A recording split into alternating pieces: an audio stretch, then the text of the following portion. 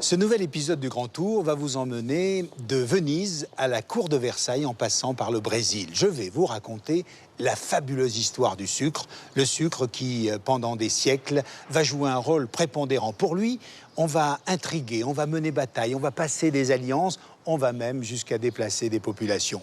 Ici, au château de Versailles, à la cour du roi Louis XIV, dont on aperçoit la chambre au-dessus de nous, eh bien, le sucre était tellement prisé que le sucrier qui le contenait était fermé à clé. Et seul le roi détenait cette clé. Et quand il voulait honorer ses invités, eh bien, il faisait lui-même parcimonieusement la distribution. Alors, l'histoire de cet or blanc va nous emmener au Brésil, à Salvador de Bahia, à Rio. Nous reviendrons ici, au château de Versailles. Mais cette histoire commence à Venise. Nous sommes au XVe siècle.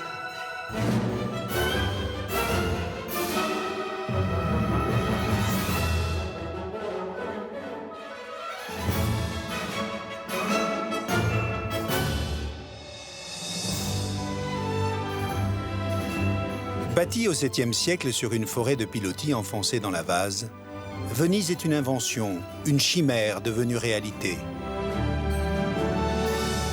Idéalement placée au carrefour des grandes routes commerciales, la cité acquiert très vite le statut de sérénissime.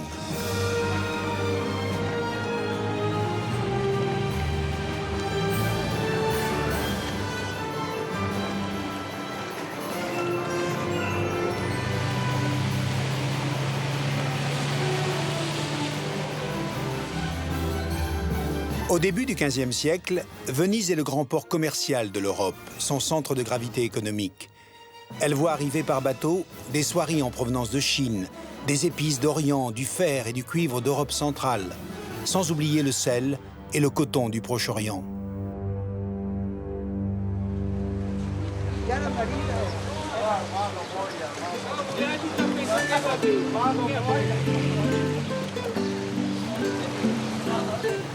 Mais au XVe siècle, il y a une denrée qui fait plus particulièrement la richesse de la ville. C'est le sucre.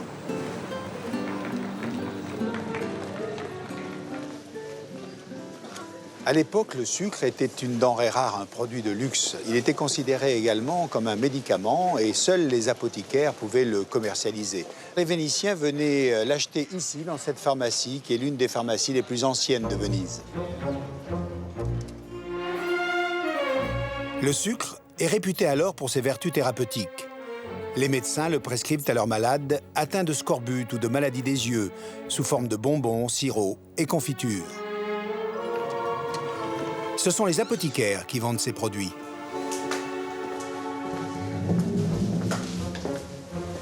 Alors le sucre n'avait pas l'apparence qu'on lui connaît aujourd'hui. Il était en bloc, il était brun, il était plein d'impuretés et surtout, il avait le goût et l'odeur du chameau. Pourquoi?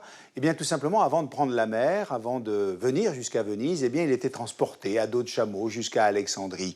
Et ce goût, cette odeur vont disparaître avec le raffinage. Et c'est ici, à Venise, que va être créée la première grande raffinerie d'Europe.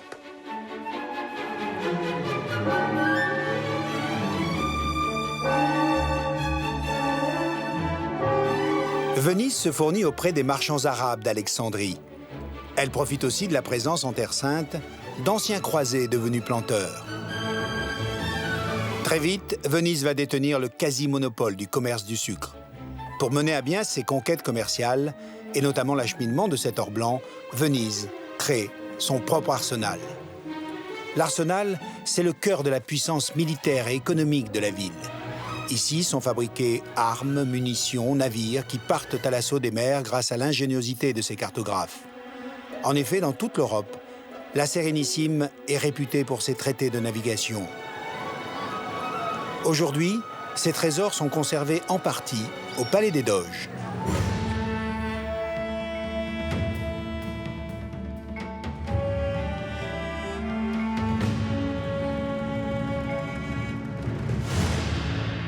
Ces cartes du Palais des Doges sont vraiment très intéressantes, très instructives sur l'état des connaissances de l'époque. Mais il y a en matière de cartographie, à Venise, un véritable petit trésor que je voudrais vous faire découvrir.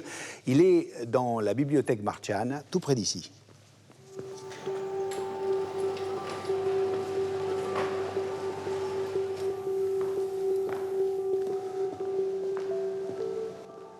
Cette petite merveille, la voici, c'est une carte réalisée dans les années 1450 et c'est l'état du monde tel que les Occidentaux se l'imaginaient au XVe siècle. Le nord est en bas, ce qui fait que vous regardez le monde, les pieds au nord, vous avez à droite l'Europe, à gauche l'Asie et l'Afrique est en haut. Mais ce qu'il y a de plus extraordinaire encore, c'est que cette carte a été réalisée par un moine. Il s'appelait Fra Mauro. Il n'est jamais sorti de son monastère. Il a recueilli toutes les informations pendant 10 ans auprès des voyageurs, auprès des diplomates, auprès des marchands, comme Marco Polo par exemple, et il a réalisé ce pur chef-d'œuvre.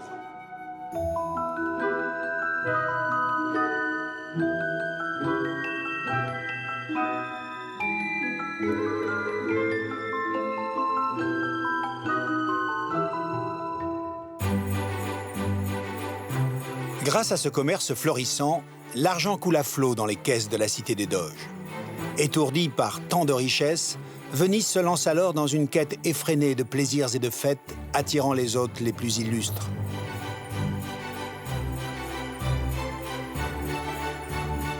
Ce fut le cas d'Henri III de Valois. En 1574, rentrant de Pologne pour monter sur le trône de France, il fait étape à Venise et découvre une ville au sommet de sa splendeur.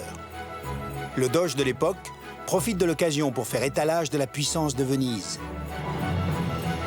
Il réquisitionne le palais Foscari, une merveille gothique bâtie sur le Grand Canal, et donne un des plus grands banquets de l'histoire.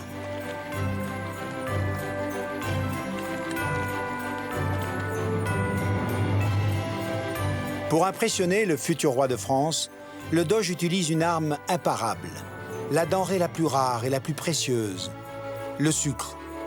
Et le soir, lorsqu'Henri III passe à table et prend sa serviette, à sa grande surprise, celle-ci se casse. En effet, les serviettes, les nappes, les assiettes, les couverts, tous les objets qui recouvraient les tables étaient faits de sucre.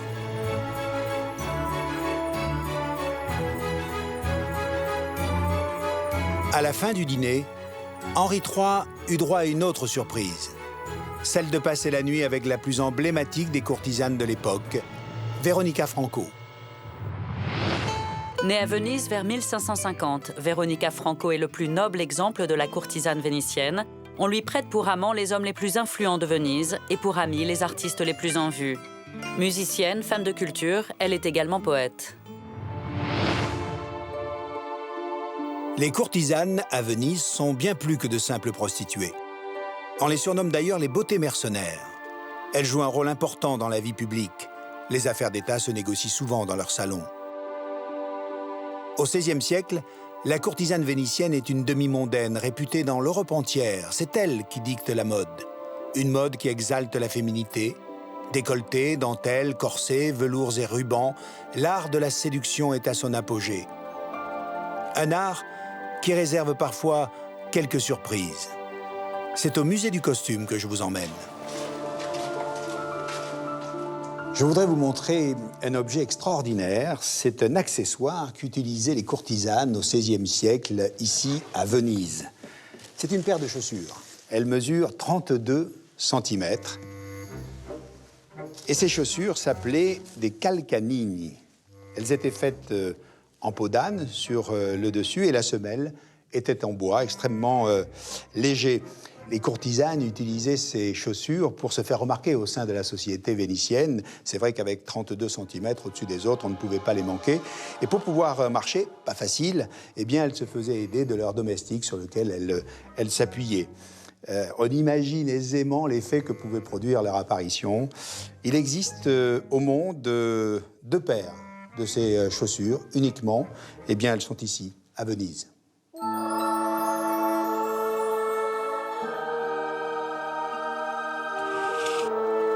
Antonia Sauter est costumière. Elle crée des robes inspirées de celles portées par les courtisanes. Questo mi piace. Andiamo.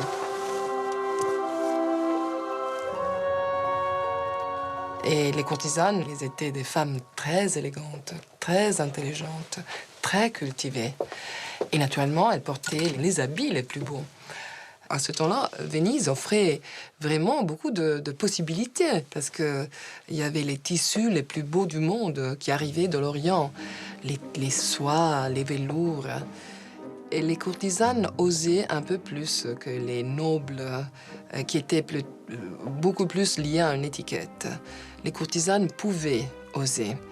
Et on peut les considérer comme femmes d'avant-garde pour ce qui concerne la mode.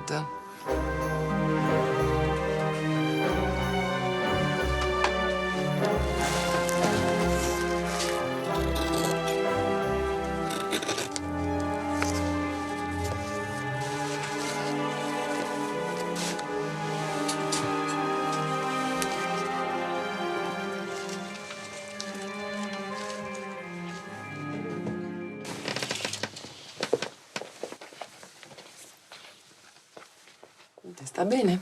Glielo devo fissare sì, dietro. scusi. Dritta e il bustier mi dica quanto le devo stringere. Per adesso sopravvivo.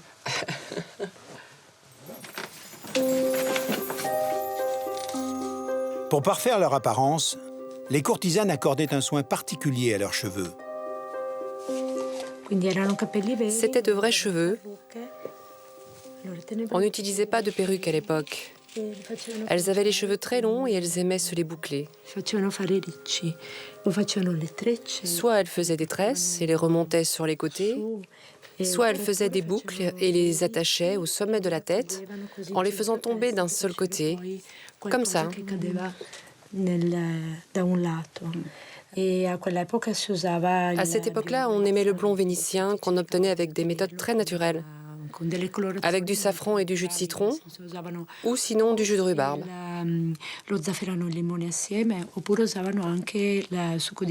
Ça, c'était pour les dames.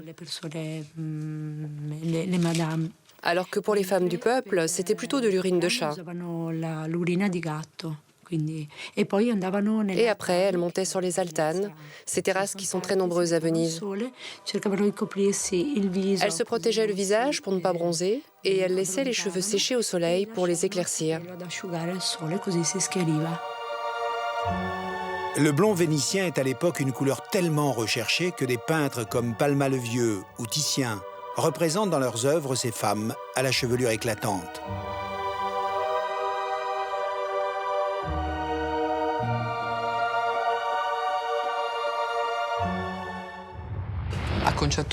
Sur cette coiffure, une courtisane aurait sans doute ajouté une plume ou d'autres accessoires voyants, comme des perles. Mais celle-ci, c'est la coiffe parfaite pour ce costume. Très élégant. La coiffe est fondamentale, les cheveux aussi. En fonction de ce que l'on portait sur la tête, on pouvait se rendre compte du niveau social de la personne. Sembra fatto su misura. È vero, sembra fatto su misura. Vero? Splendido, splendido. Sta veramente bene. Sì, sì, sì, mi piace follemente, grazie.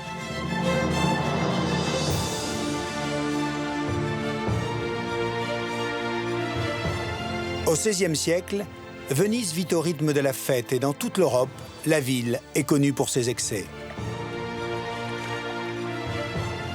Le célèbre carnaval de Venise est un moment de débauche où les classes sociales, sous le déguisement et le masque, s'encanaillent incognito.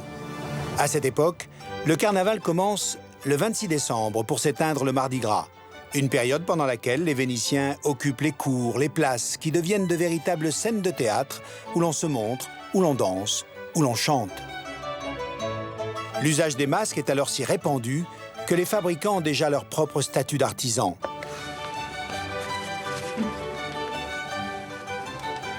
Mais le masque, qui pour tous représente le carnaval de Venise, n'est pas lié à cet événement.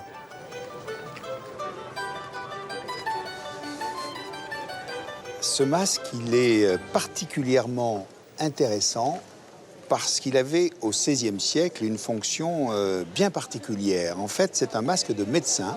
Il a d'ailleurs été inventé par un médecin français qui s'appelait Charles Delorme pour pouvoir s'approcher au plus près des Vénitiens qui étaient atteints de la peste. Et pour cela, on mettait dans ce grand nez des plantes médicinales et des essences aromatiques qui permettaient donc aux médecins d'aller au plus près du malade.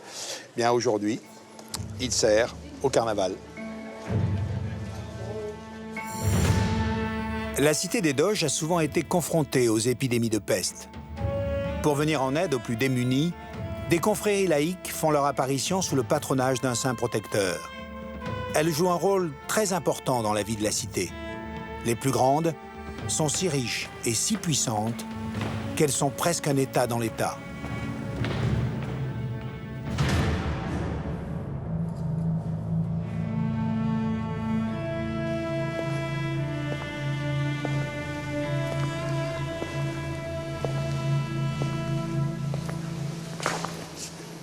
Nous sommes dans une scuola, c'est-à-dire une confrérie destinée à la charité envers les pauvres.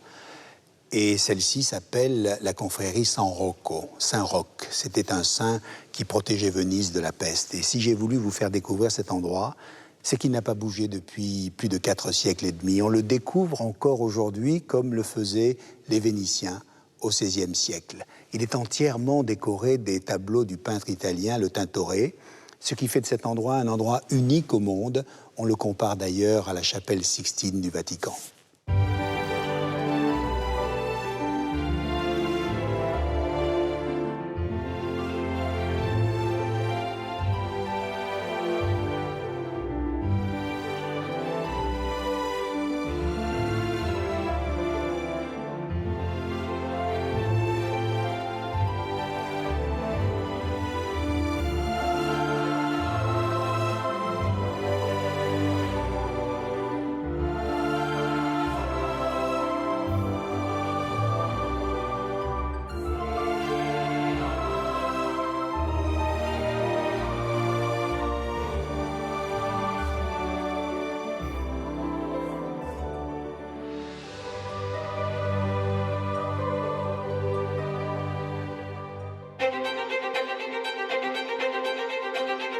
Une autre menace pèse alors sur Venise. Il s'agit des incendies qui régulièrement ravagent la ville. Ils sont souvent attribués aux fournaises des maîtres verriers.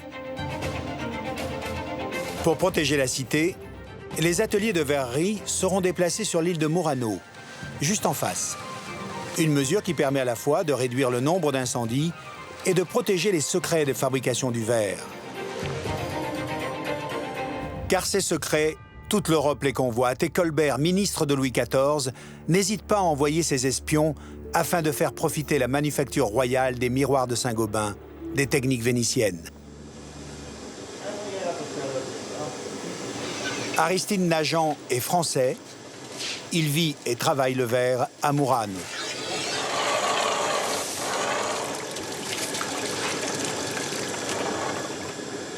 Le verre soufflé à Venise est exceptionnel. La fierté d'un verrier à Murano est de reproduire 2 verres identiques sans utiliser de moule. Les outils n'ont pas changé depuis 5 siècles. La composition du verre est pratiquement la même, la température à quelques 100 degrés près identique. Sauf que là, on le maltraite, on le déforme, mais on lui donne vie en même temps. Bon, ben.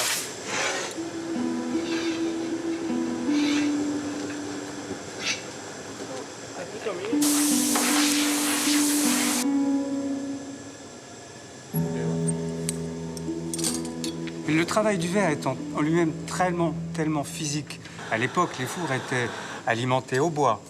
Chaque jour, des bateaux devaient apporter le bois pour les chevaux, le bois pour les fours.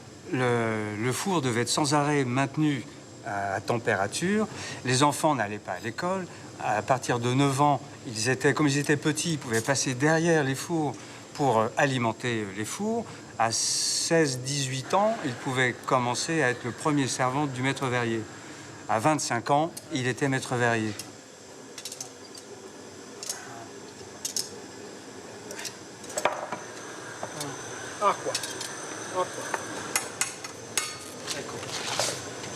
Et cette passation se fait de père en fils, mais depuis effectivement des siècles et des siècles. C'est assez étonnant.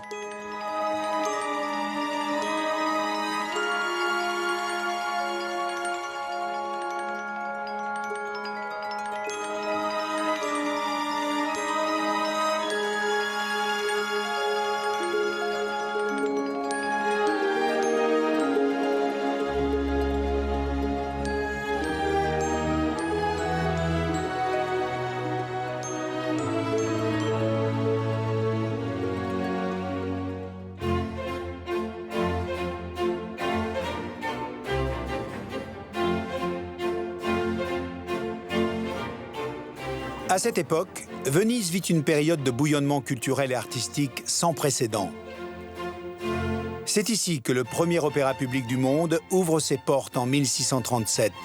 C'est le théâtre San Cassiano. Le succès est immédiat et toutes les grandes familles décident d'ouvrir à leur tour leur salle d'opéra. 2 prêtres et musiciens deviennent les maîtres de ce nouveau genre lyrique, Claudio Monteverdi et Antonio Vivaldi. Vivaldi est la figure emblématique de Venise. Pendant près de 30 ans, il enseigne la musique comme maître de violon dans un ospedale. À l'origine, l'ospedale est une institution religieuse où sont placées de jeunes orphelines. La plupart d'entre elles sont des enfants illégitimes, nés des amours scandaleuses et débridées de l'époque. Elles y reçoivent une éducation et, pour les plus douées d'entre elles, une formation musicale de haut niveau qui fera leur réputation dans l'Europe entière. Nous nous rendons dans un des 4 ospedali de Venise qui fonctionnait à l'époque de Vivaldi. Nous y avons rendez-vous avec Suzanne Orlando. Elle est musicologue. Il faut imaginer cette église pleine d'illustres gens de l'Europe, puis les nobles de Venise, le peuple de Venise, et puis là en haut, peut-être 30 filles en train de chanter derrière cette grille. On peut imaginer ce que c'était pour le public d'entendre ces voix célestes qui venaient de là-haut. On ne les voyait pas, mais on imaginait des anges. On imaginait des figures extraordinaires d'une beauté exquise. Pourquoi cette grille? C'est parce qu'ils voulaient éviter les histoires amoureuses, disons, entre les jeunes filles et les hommes dans le public, les jeunes hommes, les hommes en général. C'était des stars sans visage. Si on essaie de se mettre un peu à leur place, ces filles venaient de rien, elles n'avaient pas de famille, rien dans la vie. Tout d'un coup, elles étaient ici à regarder en bas et voir tous ces gens qui se précipitaient dans l'église pour les entendre, pour les écouter. C'était des vraies stars. Ces jeunes filles étaient habillées de façon très austère et menaient une vie quasi monacale. Si l'une d'entre elles venait à quitter l'institution pour se marier, elle devait s'engager à ne plus jamais chanter afin de ne pas faire concurrence aux ospedali. Ici, on se trouve dans la salle de musique. Chaque ospedale avait une chambre comme ça, où ils pourraient recevoir des nobles, des gens privilégiés qui voulaient un concert privé. Et probablement, ils payaient aussi une donation. Même pour ces concerts privés, les jeunes filles entretenaient le mystère et restaient cachées derrière les grilles. Les invités pouvaient à peine apercevoir les fleurs de grenade qui ornaient leurs cheveux, symbole des filles des ospedali. Pourtant, un jour, un homme va demander à être présenté à elle. Il s'agit de Jean-Jacques Rousseau. Dans ses confessions, il décrit cette rencontre. Monsieur Leblond me présenta l'une après l'autre ces chanteuses célèbres, dont la voix et le nom étaient tout ce qui m'était connu. Venez, Sophie, elle était horrible. Venez, Catina, elle était borgne. Venez, Bettina, la petite vérole l'avait défigurée. Enfin, ma façon de les voir changea si bien que je sortis presque amoureux de tous ces laidrons.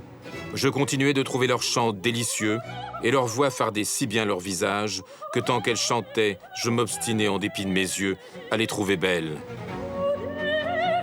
Vivaldi composa une grande partie de sa musique pour ses voix d'ange.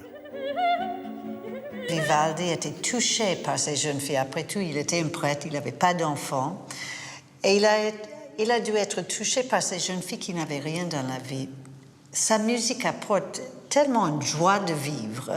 C'est peut-être la qualité principale de cette musique, c'est cette joie de vivre que tout le monde sent quand on écoute les 4 saisons. Ça explique que peut-être Vivaldi voulait donner à ces pauvres jeunes filles qui n'avaient vraiment rien dans la vie une raison d'être et une raison de vivre.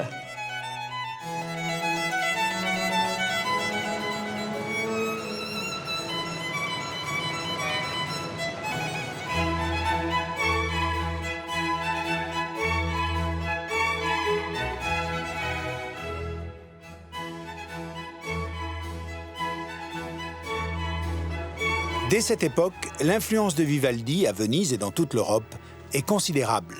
Grand compositeur de musique baroque, il est aussi un violoniste hors pair. Riccardo Goraldi est le dernier luthier de Venise.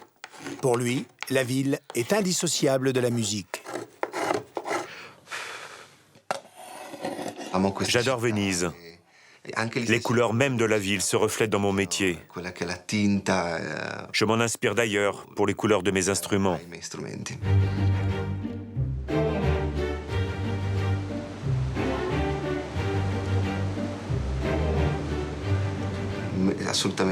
Cette ville est absolument merveilleuse pour tous ceux qui ont un minimum de sensibilité. C'est une source d'inspiration pour tout le monde.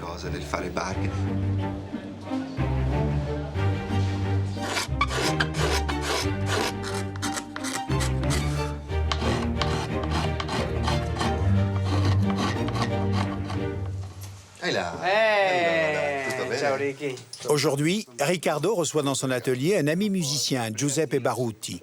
Lui aussi est passionné par Vivaldi. Bon, sentiamo adesso.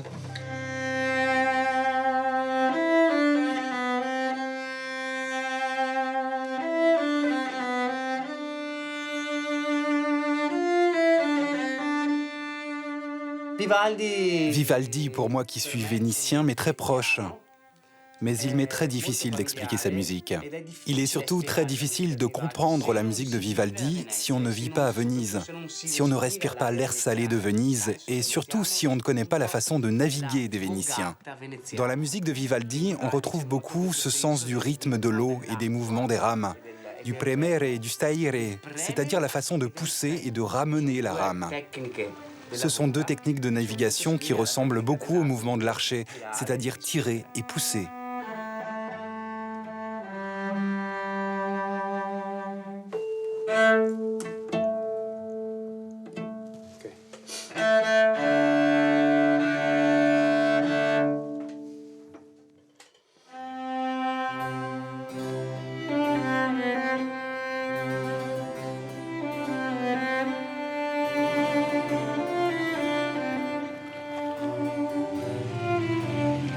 De tout temps, Venise a attiré de nombreuses personnalités des arts et des lettres. Elles viennent chercher ici, au détour d'un canal, à l'abri d'une église, l'inspiration nécessaire à la création.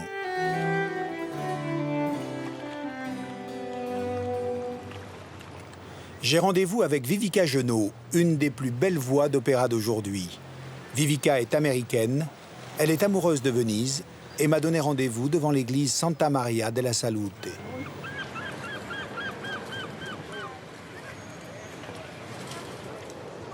Vivica, pourquoi avoir choisi de me montrer particulièrement cette église?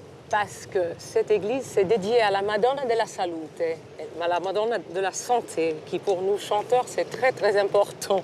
Alors chaque fois que je suis ici chez moi, je vais lui remercier pour ma santé, je vais allumer un petit cierge et j'adore rester dedans pendant un peu de temps pour regarder. C'est une des églises les plus importantes de style baroque.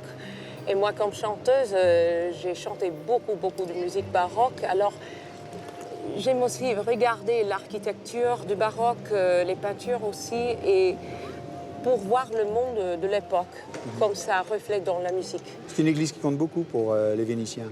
Oui, c'est très important. Ils ont construit après la peste de 1600 pour remercier à la Madonna de avoir sauvé la ville de la peste. Vous qui êtes né en Alaska, à Fairbanks, aux États-Unis, oui. Ça doit vous changer de vivre en Vénétie et particulièrement à Venise? Non, je dois dire que chaque jour, je suis merveillée par le fait d'être ici. C'est magnifique. Qu'est-ce que vous aimez ici à Venise? Ben, vous voyez, la lumière, c'est quelque chose de spécial. Il y a plein de couleurs aussi, comme les villes, les maisons sont décorées, colorées. Et la lumière change toujours. C'est une ville qui est fascinante pour moi. Un peu comme Paris. Quand je suis à Paris, j'adore sortir sans rendez-vous, sans rien, et me jeter dans les petites roues et voir où j'arrive. Il y a encore de vrais Vénitiens ici? Très peu, c'est vrai, parce que c'est plein de touristes ici maintenant. C'est la vraie ville de la ville, sont les touristes. Mais il existe encore quelqu'un, et j'ai un ami qui s'appelle Conte Umberto Marcello, qui j'aimerais vous présenter, si vous venez avec moi. Allez, d'accord. Merci. Grazie.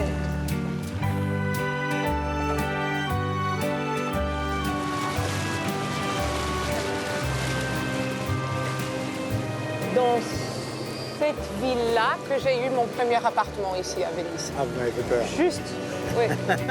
C'était magnifique.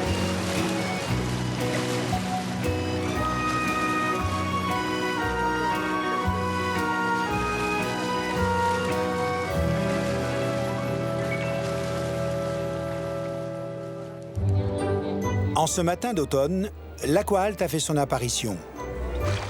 La montée des eaux est fréquente en cette saison. Elle peut dépasser 1,50 m. Elle inonde alors une grande partie de la cité, envahissant le rez-de-chaussée des maisons. Si l'Aqua-Halte est toujours spectaculaire, les Vénitiens, eux, sont habitués à ces phénomènes naturels.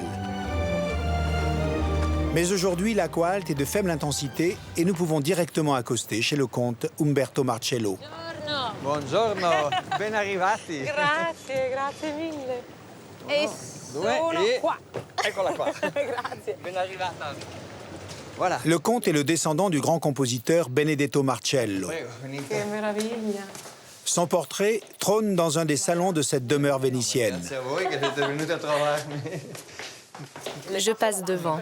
Je suis tellement contente de faire découvrir ce portrait. Je vous présente Benedetto Marcello, mon ancêtre, le célèbre compositeur. Il a un air très sévère. Oui, il a un air très fâché. Pourtant, il n'a pas composé que de la musique sérieuse. Bien sûr, il a aussi une belle perruque. Là, il en porte une, mais quand il était jeune, il avait tous ses cheveux. Et il y a une drôle d'histoire. Il s'est fait couper les cheveux très courts d'un seul côté de la tête parce que ses frères s'étaient moqués de lui en disant qu'il n'était pas doué pour la musique. En attendant que ça repousse, il s'est enfermé dans sa villa à la campagne et s'est mis à apprendre, à travailler. Finalement, il a bien réussi dans la musique, mais il a une expression toujours sérieuse. Et ensuite, il a de toute façon mis une perruque. Vivica, qu'est-ce qu'on chantait à l'époque? Mais on chantait plusieurs compositeurs dans l'époque. On chantait plein de Vivaldi, parce que c'était aussi sa ville, Venise. Et puis, bien sûr, on chantait beaucoup de Benedetto Marcello. Il a écrit plus de 300 cantates. Et c'était de la musique qu'on chantait exactement dans les maisons comme celle-ci. Mais on avait aussi Leo, Vinci, qui ne sont pas très connus aujourd'hui. Et il y avait aussi un autre compositeur, Haas, qui était un des premiers à transcrire de la musique populaire, c'est-à-dire la musique de la rue. Et la rue, ici, c'est... Et la rue, ici, c'est l'eau. C'est l'eau. Et alors, c'était des chansons de gondoliers. Canzoni da battello.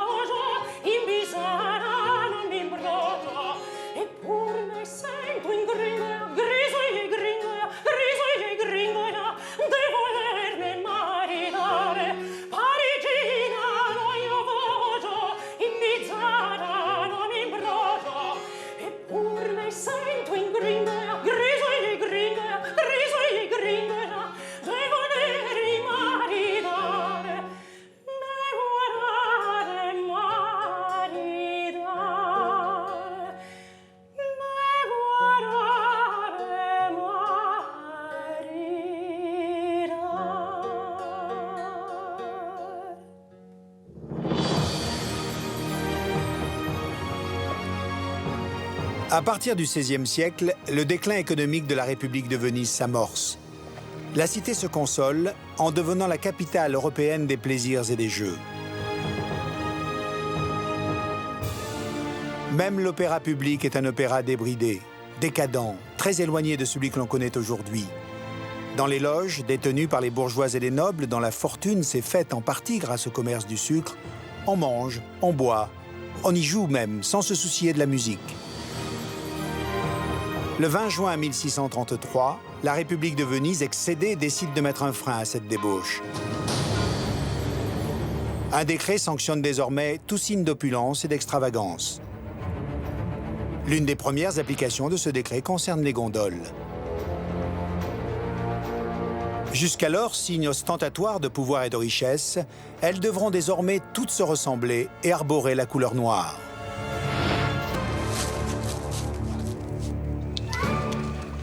Cette gondole est une réplique des modèles du XVIIe siècle. Elle est équipée d'un felze, une cabine qui protège les passagers du soleil et des intempéries.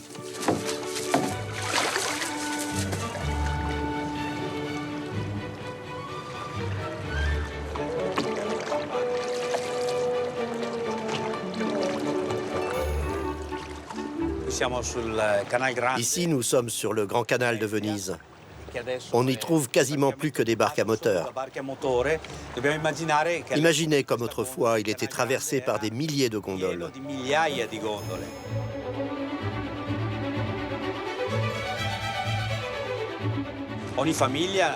Chaque famille n'avait pas qu'une seule gondole, mais 5, 6, 10 gondoles.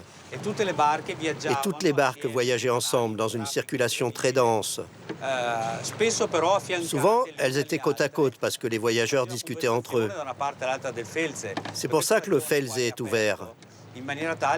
Cela permettait de parler, de se faire de nouveaux amis, ou bien de déjeuner et d'écouter de la musique ensemble, chacun dans sa gondole. La circulation était parfois tellement dense à Venise que certains se frayaient le chemin manu militari.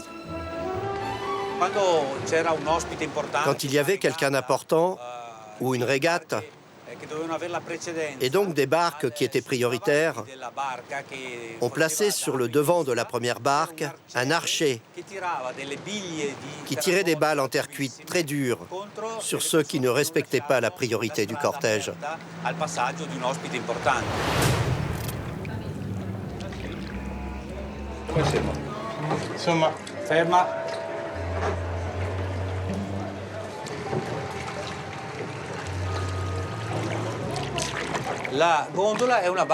La gondole est une barque complètement folle par rapport à sa fonction.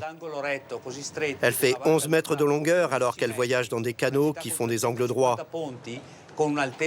Elle fait 1,70 m de hauteur et a des montants à ses deux extrémités alors qu'il y a 350 ponts dans la ville. Elle est complètement noire alors qu'elle voyage dans la nuit. En plus, il y a beaucoup d'autres choses qui ne sont pas fonctionnelles, comme par exemple une lame très effilée sur la proue qui est très dangereuse.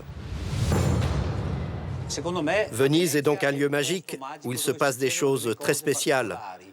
Il y a toujours la volonté de faire quelque chose d'exceptionnel.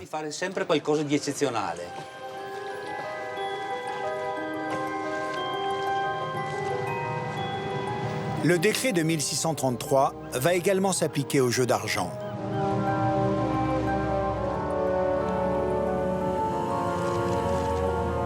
En 1638, le premier casino du monde est créé ici, à Venise. Les joueurs y viennent masqués sous l'œil attentif de la République qui gère l'établissement. Très vite, d'autres salles de jeu, privées cette fois, sont créées, les casini, dont la plupart sont des lieux de perdition. Le casino Venier est le plus célèbre. Il est situé près du pont Rialto. Le casino est un lieu qui est rempli de trompe-l'œil. Il faut imaginer en fait le casino comme une série de boîtes enchâssées les unes dans les autres, avec des couloirs latéraux qui permettent d'observer, mais en même temps de se faufiler, de partir donc dans un coin, de se retirer avec une personne pour avoir davantage d'intimité. Des jeux de miroirs pour créer un espace et en même temps des miroirs sans teint pour observer ce qui se passait dans une pièce, qui permettent de satisfaire les gens qui ont une passion pour le voyeurisme. Et puis, il y a toute une série aussi de subterfuges, par exemple, qui participent à la défense même du lieu, comme ce Judas ici, qui est juste au-dessus de l'entrée et qui permet donc d'observer les gens qui entrent et qui peut-être donc donnent le mot de passe en frappant à la porte.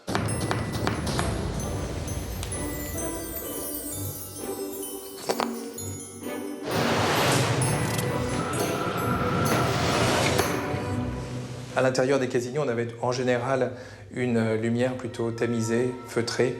C'est un endroit où on murmurait et comme il était secret, il s'agissait de créer une ambiance plutôt discrète. Et on y voit passer d'ailleurs beaucoup de personnages interlopes, quelquefois très louches. C'est un lieu d'ailleurs que va fréquenter Casanova. Et Casanova, comme vous le savez, n'était pas seulement le personnage, l'érotomane qu'on connaît, qui a fait sa réputation. C'était aussi quelqu'un qui se passionnait pour la franc-maçonnerie, pour les sciences occultes, et qui parlait plusieurs langues, il parlait 4 ou 5 langues. Et il vient ici parce que justement, c'est l'endroit idéal pour être à l'écoute de ce qui se passe dans l'Europe. Et c'est pour ça d'ailleurs que la Sérénissime était très intéressée par ces lieux, parce que c'était vraiment un foyer idéal pour les espions, pour pouvoir écouter directement ce qu'on se disait à travers l'Europe. Et puis aussi, c'est un lieu que le gouvernement va craindre énormément, parce que c'est aussi un endroit où peut se fomenter une révolution, ou du moins un organisme séditieux qui deviendra une menace pour la société. En fait, la vraie menace qui plane sur Venise, c'est l'intérêt que toute l'Europe porte désormais au sucre. L'or blanc est devenu l'un des principaux enjeux du commerce international. Venise perd peu à peu son monopole au détriment d'Anvers et d'Amsterdam. Le déclin de la Sérénissime est amorcé.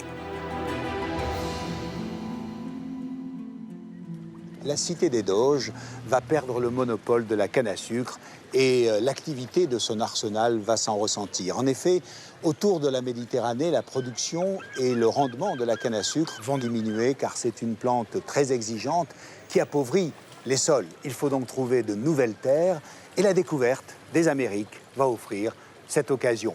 En effet, l'or et les évangiles ne sont pas les deux seuls moteurs de la colonisation du Nouveau Monde. Le sucre est un enjeu crucial. Et ceux qui vont profiter de cette situation, eh bien, ce sont les Portugais qui vont relancer la production de canne à sucre dans un territoire nouvellement conquis. Ce territoire s'appelle le Brésil où je vous emmène.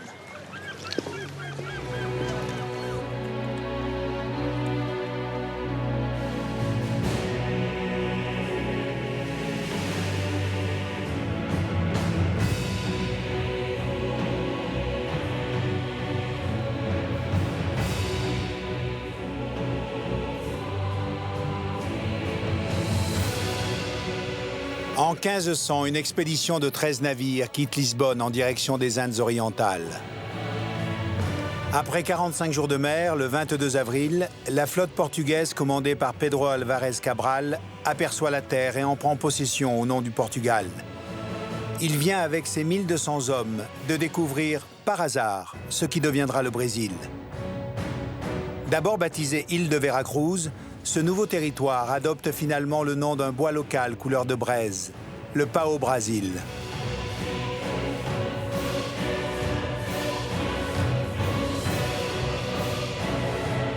Le climat et le terrain se révèlent propices à la culture de la canne à sucre. Le roi Jean III du Portugal décide alors de coloniser le Brésil. Près de 50 ans après la découverte du Brésil, le roi du Portugal nomme ici un gouverneur. Il s'agit de Tomé de Sousa. C'est lui le fondateur de Salvador de Bahia. Et quand il se présente ici, dans cette baie de tous les saints, la baie de Bahia, eh bien Tomé de Sousa est accompagné de jésuites, de soldats, de paysans, d'artisans, mais aussi de bagnards et de prostituées. Il a pour mission de fonder ici, au Brésil, un des grands centres de production de canne à sucre. Pour cela, il faut de la main-d'œuvre. Eh bien, les Portugais feront venir 5 millions d'esclaves d'Afrique noire. À la fin du XVIe siècle, le Portugal sera le premier producteur de sucre au monde. Au début, les colons portugais s'appuient sur la main-d'œuvre locale pour travailler dans les plantations. Mais très vite, les Indiens préfèrent fuir à l'intérieur des terres plutôt que d'être esclaves. Les riches barons du sucre décident alors de se tourner vers l'Afrique de l'Ouest. Les esclaves arrivent de Guinée, d'Angola ou du Soudan. Le roi du Portugal proclame Salvador de Bahia capitale du Brésil. Elle le restera pendant plus de 2 siècles. À l'époque, son activité portuaire est intense et pour se protéger des corsaires et des pirates attirés par les richesses de la ville, Bahia va se développer sur les hauteurs.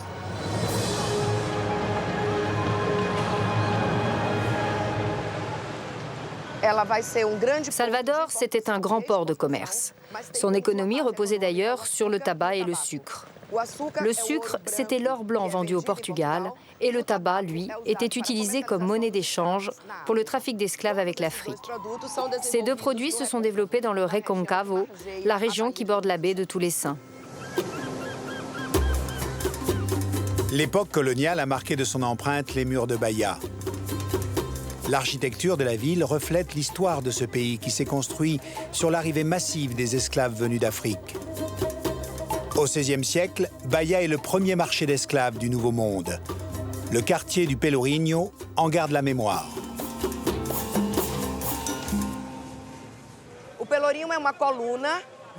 Le Pelourinho, c'était une colonne emblématique de la domination portugaise sur les villes conquises. Elle était soit circulaire, soit carrée. On y trouvait des anneaux de fer sur lesquels on attachait les esclaves de la ville pour les punir. Cette colonne est devenue le symbole de la torture des Noirs. Et si cette place a gardé le nom de place du Pelourinho, c'est à cause des événements qui s'y sont déroulés.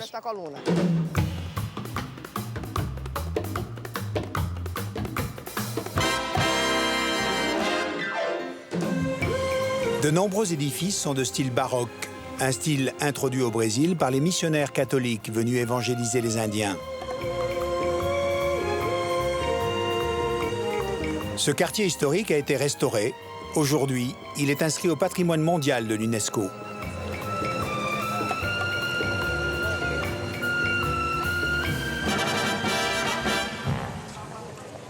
À l'autre extrémité de cette place historique de Bahia, il y a une des plus belles merveilles du Brésil. C'est le couvent de San Francisco, Saint-François.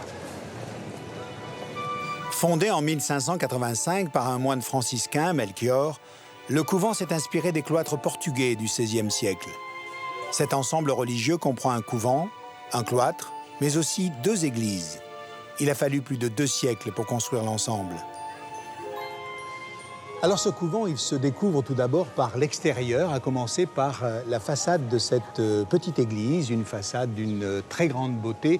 Elle a longtemps été recouverte par une espèce de mortier qui l'a protégée du pillage, mais aujourd'hui on peut la contempler dans toute sa splendeur. Le pur chef-d'œuvre, lui, se trouve à l'intérieur de l'église principale. Je vous y emmène.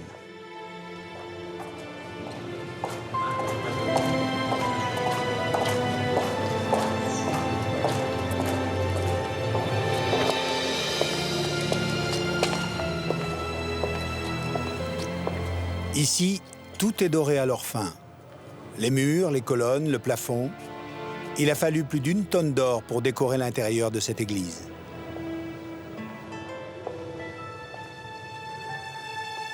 C'est un véritable trésor artistique. On est dans le pur baroque colonial, une totale exubérance.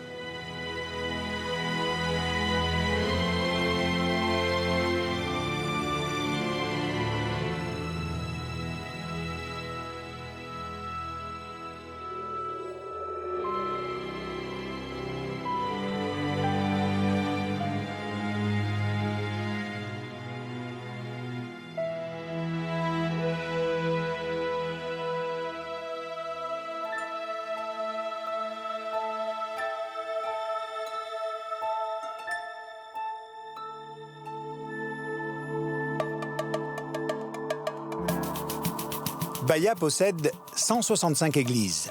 On la surnomme la Rome noire. Elle est considérée comme la capitale religieuse du Brésil.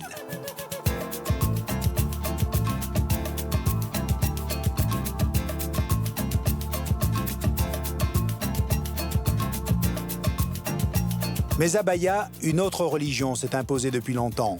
C'est le candomblé, un culte qui puise ses origines dans l'histoire du Brésil et l'arrivée des esclaves venus travailler dans les plantations de canne à sucre. C'est ici, dans ce genre de bâtiment, appelé terreiro, que le candomblé se pratique.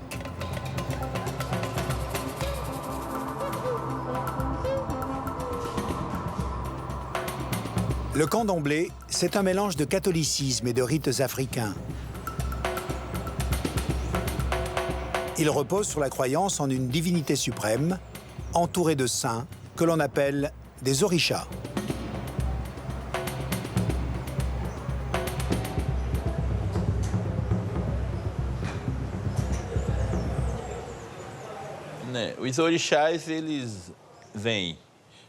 Les orishas sont arrivés d'Afrique avec notre peuple.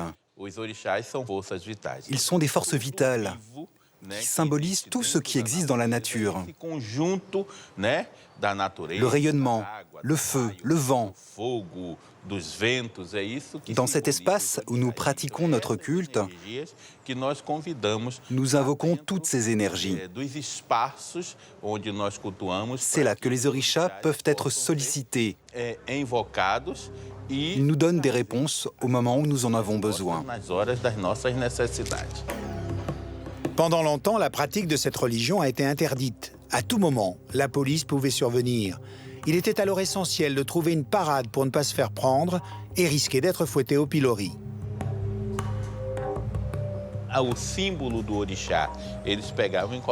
Les esclaves prenaient les statuettes d'orishas et les cachaient ici. Ils les enfermaient là parce qu'à l'intérieur, il y a un espace creux. Et lorsque les autorités arrivaient, les esclaves racontaient qu'ils étaient en train de prier Saint-Antoine, alors qu'en réalité, ils louaient Ogun. Aujourd'hui encore, nous prions la Vierge de Montserrat, mais en fait, il s'agit d'Ewa. Le candomblé a utilisé cette façon de se cacher derrière les saints catholiques comme stratégie. En fait, les saints catholiques ont permis à notre peuple de prier les orishas.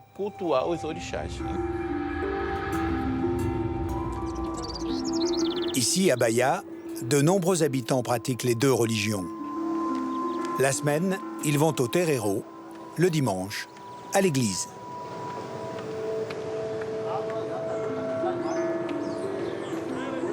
L'église qui exprime le mieux le syncrétisme bahianais, c'est celle-ci, Notre-Dame du Rosaire des Noirs. On la reconnaît facilement à sa façade bleue. C'est l'église la plus ancienne de Bahia. Elle a été construite par des esclaves noirs qui travaillaient dans des plantations de canne à sucre afin qu'ils puissent célébrer leur propre culte.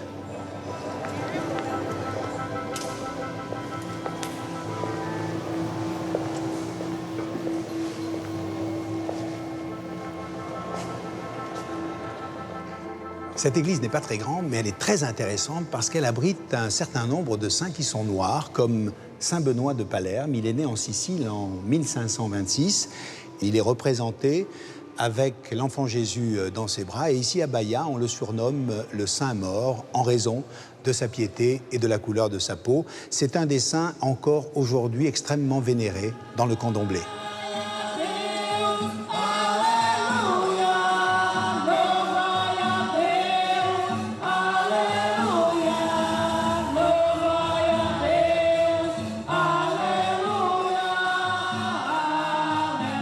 Ces femmes, habillées en blanc, sont une véritable institution à Bahia. Ce sont des vendeuses de beignets. On les appelle des Baianas de Acarajé. On en dénombre près de 2700 qui quadrillent les rues de la ville.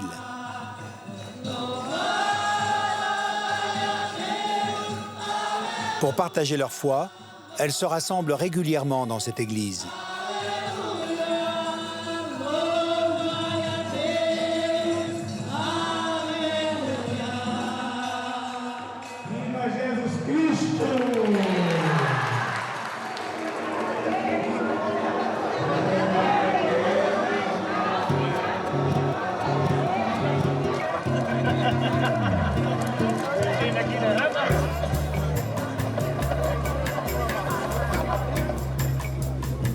Chaque jour, depuis 20 ans, Donaciana se rend au marché populaire de São Joaquim afin d'acheter les aliments dont elle a besoin pour confectionner ses beignets.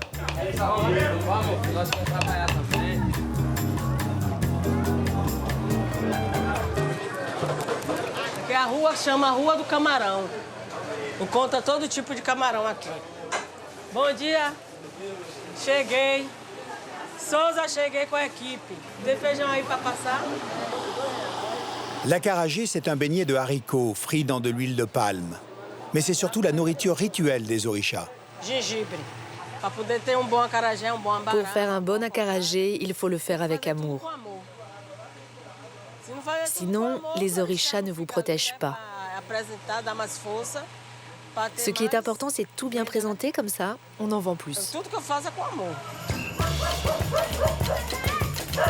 L'acarajé est sacré pour les Bayanaises. Sa recette a été importée par les esclaves africains qui travaillaient dans les plantations de canne à sucre. En 1888, après l'abolition de l'esclavage, ce beignet est devenu une rente pour les esclaves libérés. De retour chez elle, Donaciana prépare la pâte. Elle est la seule à pouvoir le faire car il faut être une initiée du candomblé. Les beignets, Donaciana les fera cuire plus tard sur le parvis de l'église où elle les vend.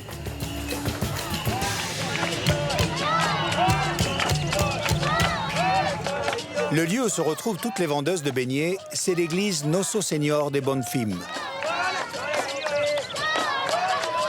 À son arrivée, la première chose que fait Donaciana, c'est de purifier l'endroit où elle s'installe.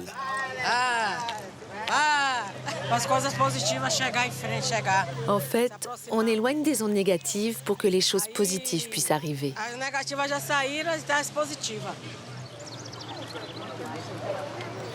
Ce commerce de beignets est extrêmement réglementé. À côté des acarajés, ces Bayanaises ne sont autorisées à vendre que certains produits sous peine d'amende.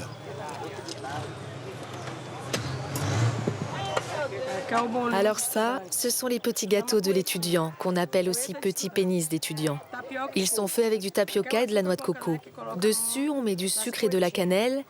Et puis on trouve aussi beaucoup d'autres spécialités comme la vatapa, les crevettes ou encore la caroro.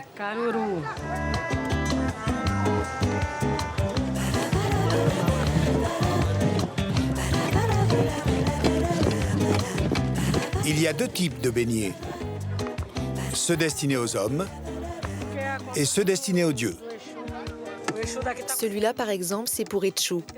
Il a faim lui aussi, il le mérite, vous savez. Et puis sans lui, je ne gagnerai pas d'argent. Avant, les femmes faisaient du porte-à-porte avec. C'était une obligation religieuse. Aujourd'hui, c'est devenu un métier, une culture aussi. Une culture bayanaise brésilienne. À Bahia, 50 000 beignets sont vendus chaque jour. Une fois cuits, les premiers acarajés sont offerts aux orishas. C'est un rituel.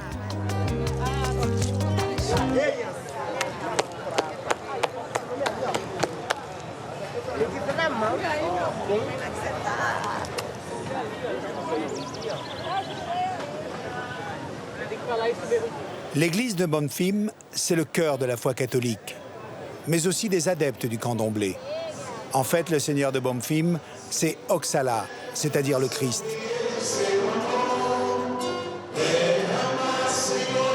De nombreux pouvoirs de guérison lui sont attribués.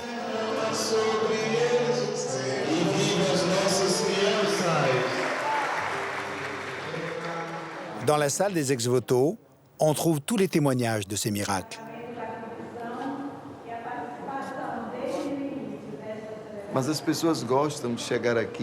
On nous demande d'afficher des photographies ici car les gens aiment pouvoir les regarder et lire les messages révélant les miracles et les grâces accomplies.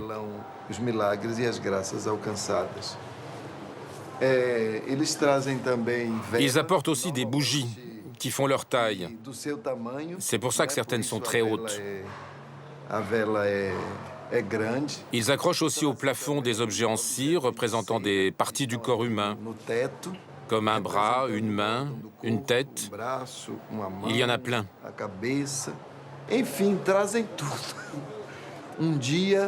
Un jour, un homme nous a même offert un bœuf. Il voulait apporter un bœuf à l'église. Je lui ai dit que je n'avais pas d'endroit où le garder. Mais il m'a répondu « Mais si, mais si, je vous l'apporte vivant ». Heureusement, j'ai réussi à le convaincre et il a fini par faire abattre le bœuf. Il m'a ensuite donné l'argent de l'animal pour en faire une offrande au Seigneur de Bonfim.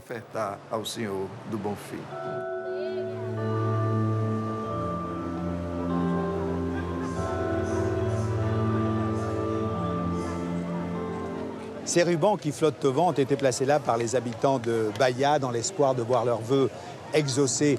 Les bracelets porte-bonheur que l'on trouve à travers le monde sont nés ici, à Bahia, dans cette église de Bonfim, au tout début du 19e siècle. En fait, à l'origine, il s'agissait de colliers et non de bracelets qui mesuraient 47 cm, c'est-à-dire la longueur exacte d'un des bras d'une statue de Christ qui est à l'intérieur de l'église. Et avec le temps, le collier est devenu un bracelet qui a rencontré le succès qu'on lui connaît.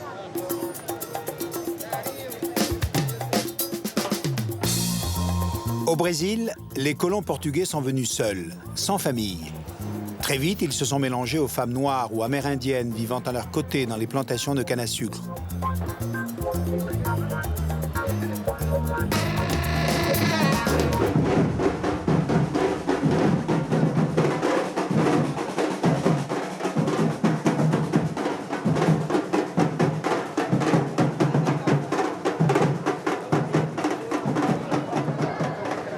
Aujourd'hui, le Brésil est l'un des pays les plus métissés au monde. Un pays aux multiples visages, miroir de cette époque coloniale. Cette incroyable mixité, on la retrouve partout. Dans l'architecture, la religion et bien évidemment dans la culture. Pour de nombreux écrivains, l'histoire du Brésil est une source d'inspiration inépuisable. C'est le cas de Jorge Amado, l'un des plus grands auteurs brésiliens. La plupart de ses romans évoquent la vie des métis des classes défavorisées. Dans les années 60, l'écrivain vivait ici, dans ce quartier du Pelourinho, qui servait de décor aux personnages de ses romans.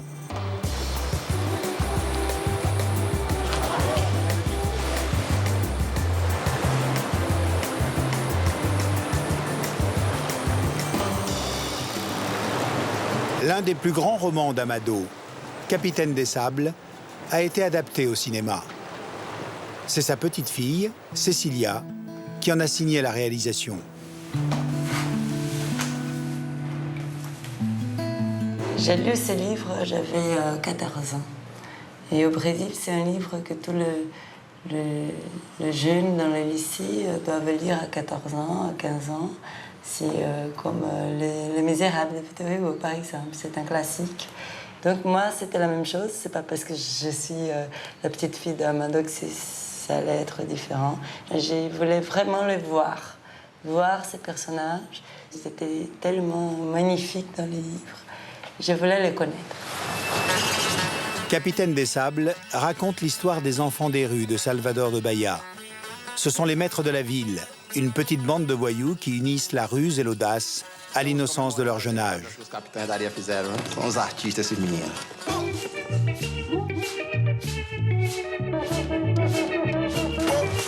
Gente ruim como você nasce ruim e morre ruim. Às vezes é melhor ter morrido.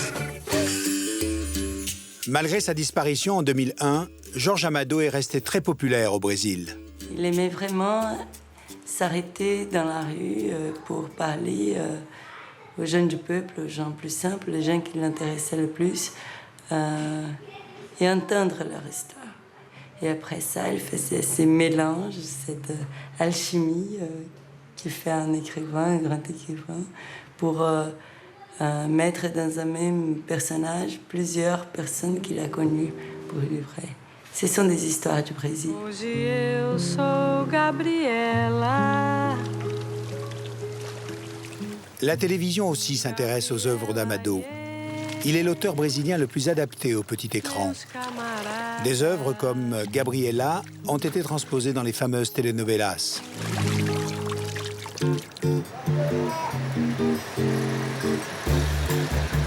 Au Brésil, les telenovelas sont une religion au même titre que le football ou le samba. Elles racontent les grandes périodes de l'histoire du pays. C'est le cas de la série Lado a Lado qui se déroule au 19e siècle, au moment de l'abolition de l'esclavage. Vamos, gente. Silêncio agora, por favor. Ação, figuração, gravando. Você acha que tem categoria para disputar uma mulher como essa? Eu já devia ter te matado, covarde! Não, eu não quero meu homem preso de novo. Chaque soir, des millions de Brésiliens se retrouvent devant leur poste de télévision pour suivre les aventures de leurs héros préférés. Ces telenovelas constituent en fait un véritable outil pédagogique dans un pays où l'analphabétisme touche plus de 10% de la population. Il y a une vraie fierté et une véritable envie de connaître le Brésil. Il se trouve que nous aussi, nous ressentons ce besoin de connaître notre histoire. En fait, cette novella nous apprend simplement à voir ce que nous sommes, cette diversité justement. Elle met en avant aussi les faits historiques, sur la révolte des vaccins par exemple, quand les gens ne voulaient pas se faire vacciner, ou sur la révolte des cravaches, sur l'émancipation de la femme aussi. Beaucoup de personnes méconnaissent cette période où la femme était sous-estimée par la société. Ici, on retrouve tous ces thèmes-là. Il y a peu de temps encore, les rôles de noirs à la télévision étaient joués par des blancs que l'on grimait. Il faudra attendre l'année 2004 pour que le rôle star d'une telenovela soit confié à un comédien noir. C'est bien de voir des gens de couleur à la télévision, car c'est ce que nous sommes. Il faut regarder la réalité en face. Cette diversité, c'est la réalité. Enfin, on commence à s'assumer tel que nous sommes.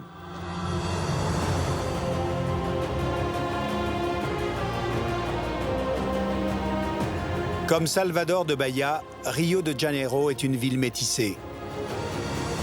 L'exploitation de la canne à sucre, mais aussi la découverte d'or et de diamants ont attiré de nombreux immigrés européens. Aujourd'hui, Rio est la deuxième ville du Brésil derrière Sao Paulo. Plus de 20% de la population carioca vit dans les favelas. Ces bidonvilles sont concentrés sur les pentes escarpées des collines qui séparent les différents quartiers de la ville.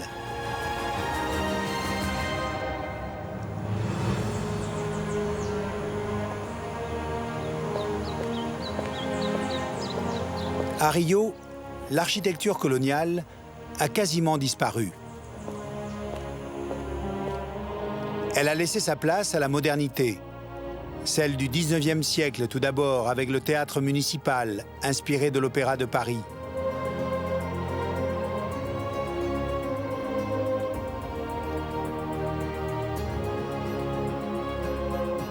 Celle du XXe siècle ensuite, avec la cathédrale de Rio dont l'architecture rappelle celle d'un temple inca.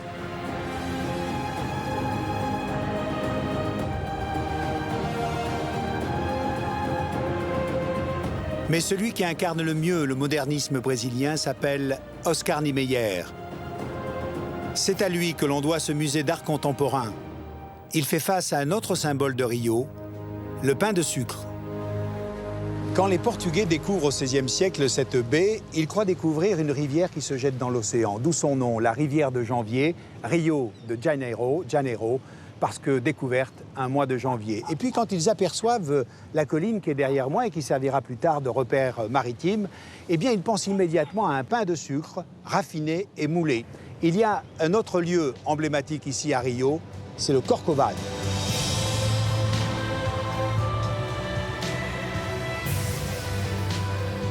Le Corcovado, le bossu en portugais, c'est le nom de la colline sur laquelle se trouve la statue du Christ Rédempteur.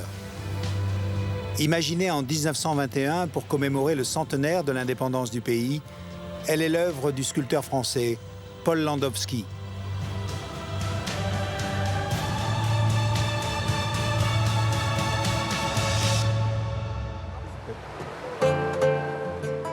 Mais l'âme de Rio, c'est sa musique.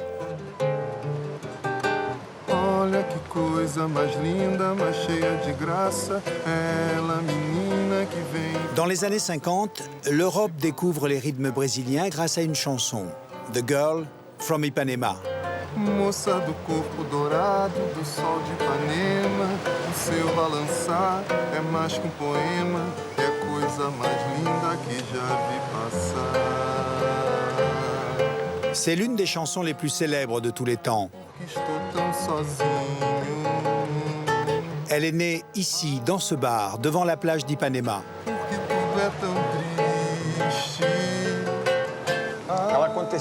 Cette chanson a été créée exactement à l'endroit où nous sommes. C'était un bar qui s'appelait le Veloso, et les gens, pour aller à la plage, passaient par ici. Parmi eux, une jeune fille, brune, très jolie. L'auteur de la chanson était souvent là pour écrire, et il avait remarqué cette jeune fille. Alors Tom Jobim a écrit une chanson sur elle, et c'est Vinicius de Moraes qui en a fait la musique. The Girl from Ipanema est l'un des plus grands succès discographiques du XXe siècle. La chanson a été reprise par plus de 300 interprètes, dont Sacha Distel en France, qui chante ici avec Eliane Pittman. And young and lovely, the girl from Ipanema goes walking, and when she passes, each one she passes goes wow.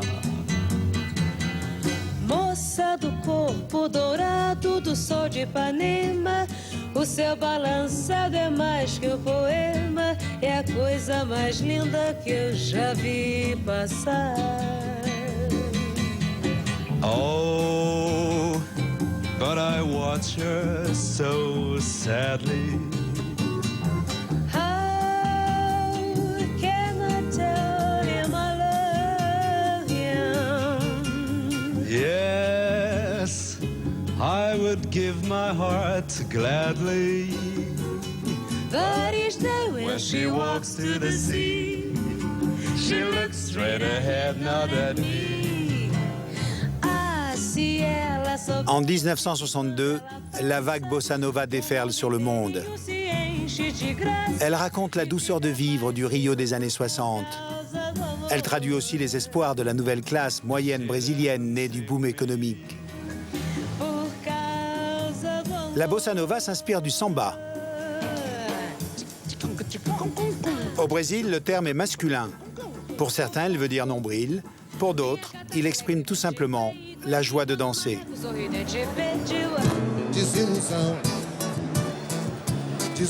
Nous sommes au Rio Cenarium, l'un des plus célèbres établissements de la ville.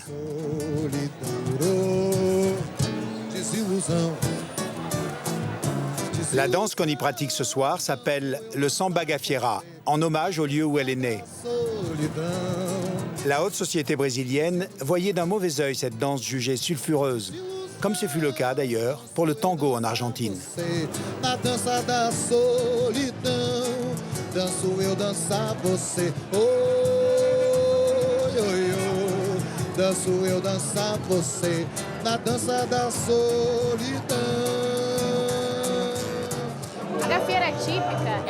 À l'époque où elle est apparue, la gafieira typique accueillait les personnes qui ne pouvaient pas fréquenter les clubs de danse, comme les classes populaires, les prostituées ou les voyous. Il fallait bien qu'ils aient un endroit où aller, car ils n'étaient pas les bienvenus dans les endroits que fréquentait la bonne société de Rio de Janeiro. Ainsi, la gafieira est apparue comme un lieu, un espace où ils pouvaient danser avec leurs couleurs, leur musique et leur culture.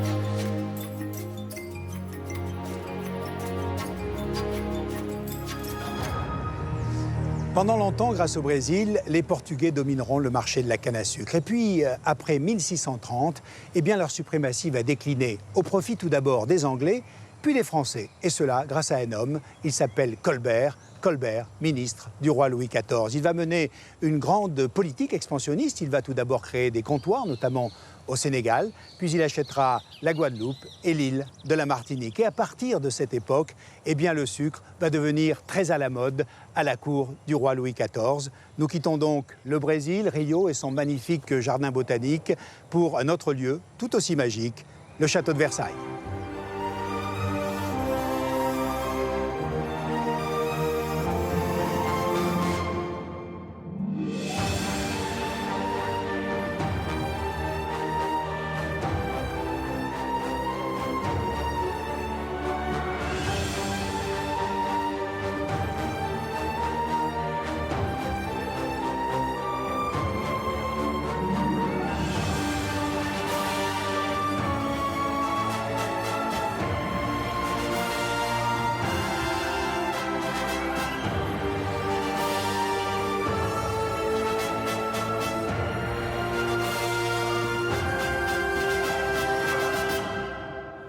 En 1668, le château de Versailles est en plein chantier. Le roi a décidé de transformer l'ancien pavillon de chasse de Louis XIII en un somptueux palais. Les travaux, qui vont durer plus de 15 ans, mobilisent des milliers d'ouvriers.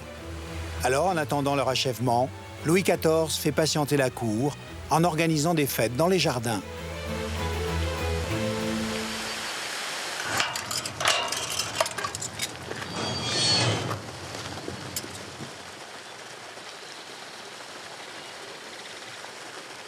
Ici, tout est rassemblé pour le spectacle. Nous sommes dans un amphithéâtre de verdure qui est bordé face à moi par une grande cascade et qui permet d'évoquer ces grands décors éphémères que Louis XIV avait fait construire dans les années du début de son règne, c'est-à-dire que nous sommes en 1664 pour la première fête. Louis XIV fait appel à tous les corps de métier pour construire des salles de bal, des salles de théâtre, des salles de festin complètement éphémères. Ça peut être des bâtiments très élaborés, ça peut être aussi des charpentes habillées de feuillage aussi qu'on va chercher dans les bois autour de Versailles. Et surtout, l'idée maîtresse est d'éblouir et de surprendre. Et la surprise est un des éléments essentiels de toute fête à Versailles. Depuis toujours, les fêtes données par les souverains expriment pouvoir et richesse. Louis XIV s'impose comme le maître du genre. En mettant le sucre à l'honneur, il surprend ses convives et crée l'événement.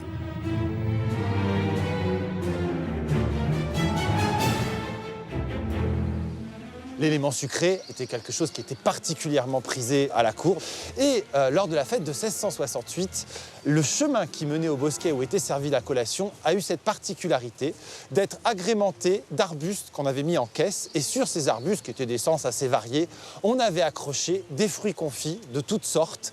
Et le grand plaisir des courtisans, ça a été de piocher au passage, comme je pourrais le faire ici, d'attraper d'un côté des oranges, d'un côté des poires confites. Et ça, c'est vraiment quelque chose d'extraordinaire. Et c'était une mise en bouche qui permettait d'arriver à la salle de la collation où étaient servis en buffet artistement travaillés les confitures, les pâtisseries et autres gourmandises.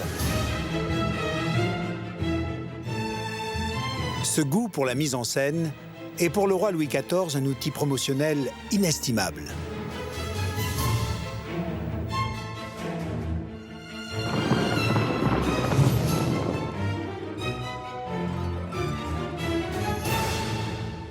Comme on n'est jamais aussi bien servi que par soi-même, Louis XIV veille à ce que le succès de ces fêtes soit largement relaté par des écrivains qui sont au service de la couronne, qui racontent tout ce qui s'est passé en disant que c'était absolument merveilleux, absolument somptueux, assorti de gravures qui permettent visuellement de voir comment ça pouvait se passer. Et ces textes-là sont très diffusés à l'étranger et ça participe bien sûr à la célébrité de ces fêtes. Donc c'était une sorte de surenchère, presque une sorte de concours pour savoir qui donnerait la plus belle fête.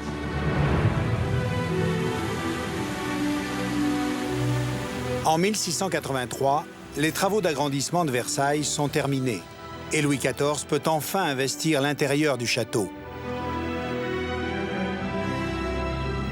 Les sublimes fêtes en extérieur sont désormais organisées dans le grand appartement du roi ou dans la galerie des glaces.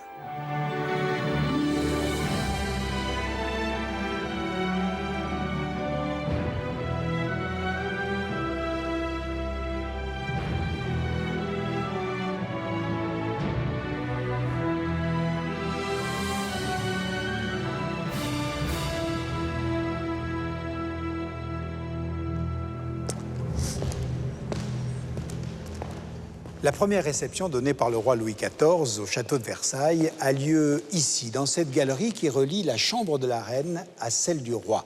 La galerie des glaces, la grande galerie, c'est l'emblème de Versailles. D'ailleurs, Louis XIV la considère comme son porte-drapeau à travers l'Europe entière. En effet, son créateur, l'architecte Jules Hardouin-Monsart, l'a conçu comme un véritable décor de théâtre afin de mettre en scène la gloire de Louis XIV et le génie français.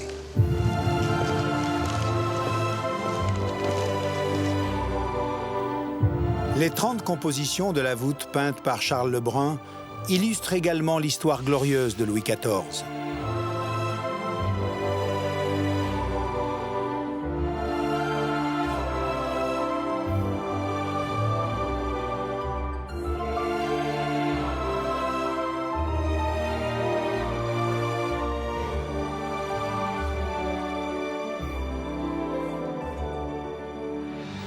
Avec cette galerie, longue de 73 mètres, le roi Soleil veut en fait éblouir courtisans et grands de ce monde qui viennent lui rendre visite.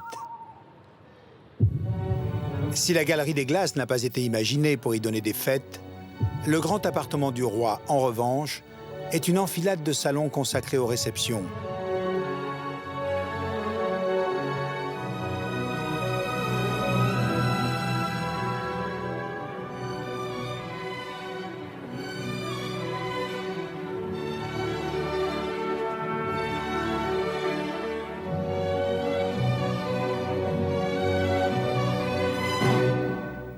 Le roi affectionne tout particulièrement cette pièce aux tentures rouges.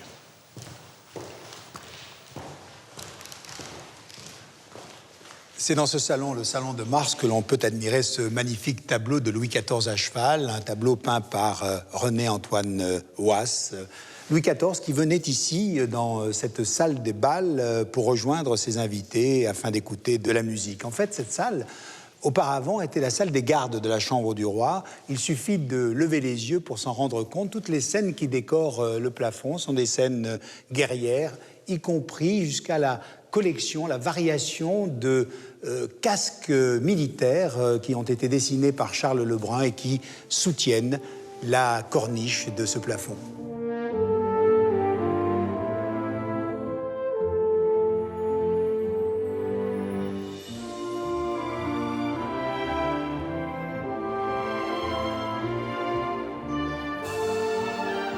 À l'occasion de ces fêtes d'appartement, le roi Soleil développe un savoir-vivre à la française qui lui survit aujourd'hui encore.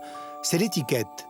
L'étiquette, c'est l'ensemble des règles qui organisent la vie de la famille royale, des courtisans et du personnel de Versailles.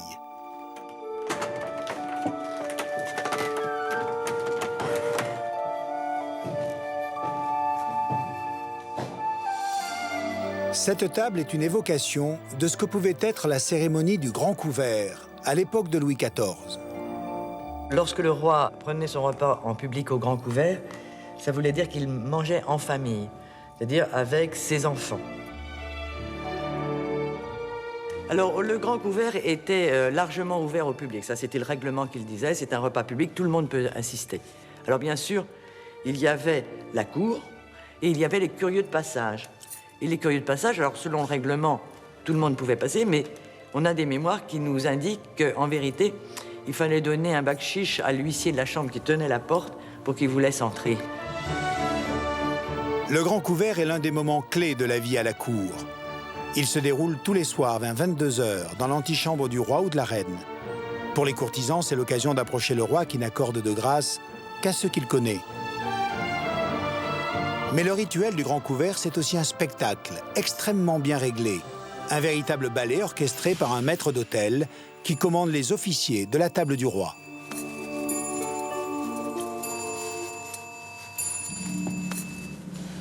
Voilà, alors ceci est un bâton de maître d'hôtel. Le bâton du maître d'hôtel était très important, d'abord sur le plan formel, parce que sa présence était une des marques du fait qu'on était au grand couvert. Donc c'est un objet d'étiquette. Le maître d'hôtel était là pour veiller à ce que tous les officiers qui servaient la table royale fassent bien leur travail. Donc c'était un véritable spectacle et le maître d'hôtel avec son bâton était le chef d'orchestre de ce spectacle. Les plats sont servis à la française, c'est-à-dire disposés tous en même temps sur la table royale par les officiers de bouche. Il y avait beaucoup de restes. Et c'était tout le système de la desserte, c'est-à-dire que les mets qui revenaient de la table du roi étaient servis sur la table des gentilshommes servants qui avaient servi le roi. Ensuite, elles descendaient sur la table des gens qui avaient servi les gentilshommes servants. Et ensuite, sur la table des garçons qui avaient servi les officiers, qui avaient servi les gentilshommes servants, qui avaient servi le roi. Et comme ça, on avait 5 rangs de dessertes et encore, il en restait pour pouvoir vendre dans les contre-allées du château le reste.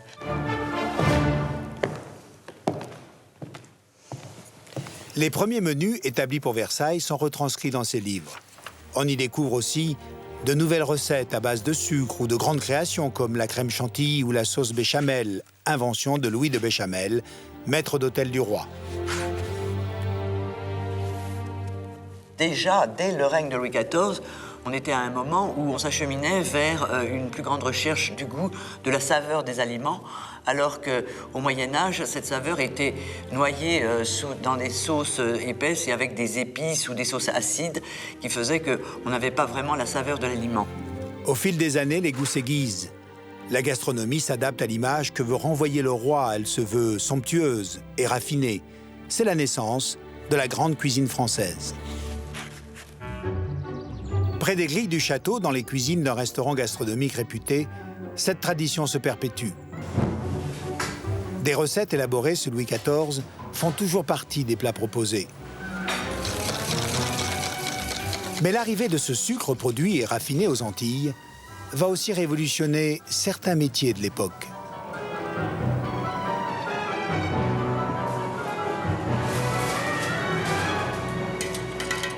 En fait, le sucre contribue à faire évoluer des métiers, et notamment le métier des pâtissiers. Et à l'origine, les pâtissiers étaient des spécialistes de la pâte, mais de la pâte salée. Mais avec la mode du sucre et le goût sucré qui s'impose dans le courant du XVIe et du XVIIe siècle, les pâtissiers changent, évoluent et se mettent à fabriquer des produits sucrés, notamment les fameux macarons qui sont là dans les traités culinaires du XVIIe siècle. Ça révèle vraiment la passion du goût sucré à cette époque. Et l'invention de la fameuse crème brûlée n'est pas récente, comme l'on pourrait l'imaginer.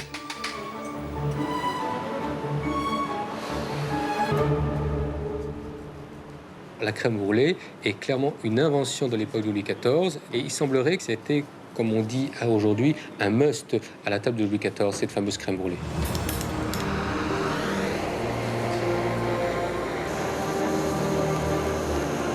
Mais le sucre ne révolutionne pas seulement la pâtisserie.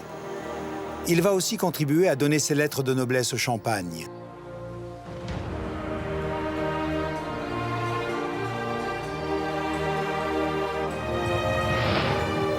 Dans ce village champenois entouré de vignes, se trouve une ancienne abbaye.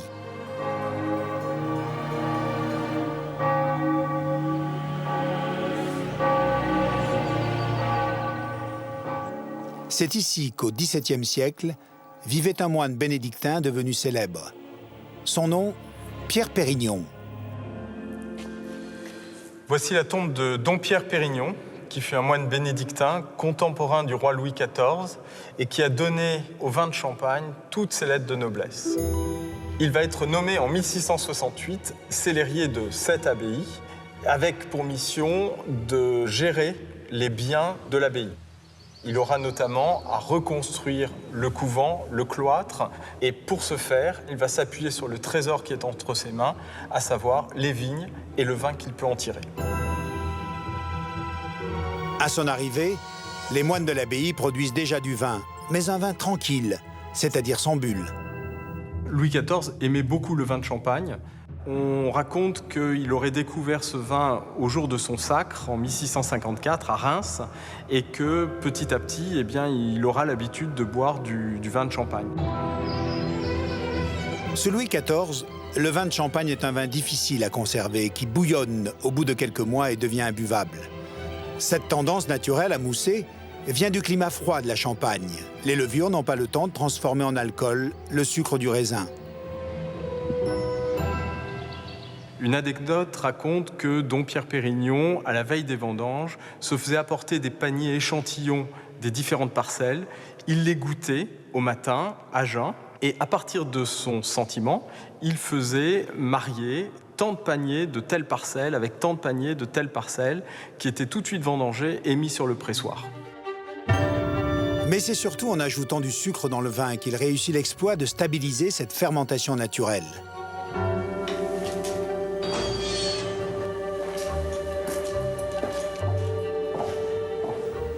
Grâce à l'invention de la bouteille par des verriers anglais, le champagne se transporte plus aisément et la mode du saute-bouchon est lancée.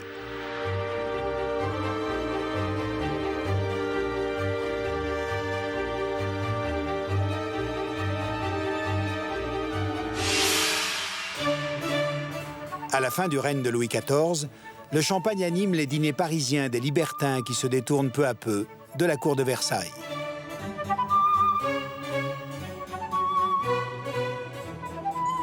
Alors pendant ces dîners, les propos qui sont tenus sont souvent irrévérencieux, à l'encontre de la politique royale.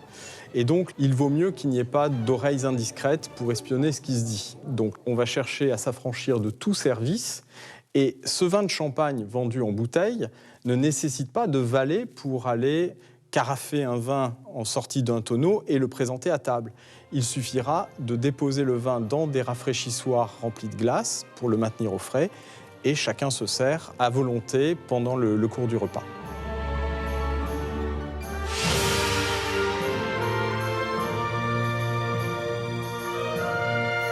Amateur de fruits et de légumes, Louis XIV ne se contente pas d'agrandir Versailles. Il demande aussi aux plus grands artistes de l'époque de lui dessiner des jardins à la hauteur de ses ambitions et de créer un potager unique au monde.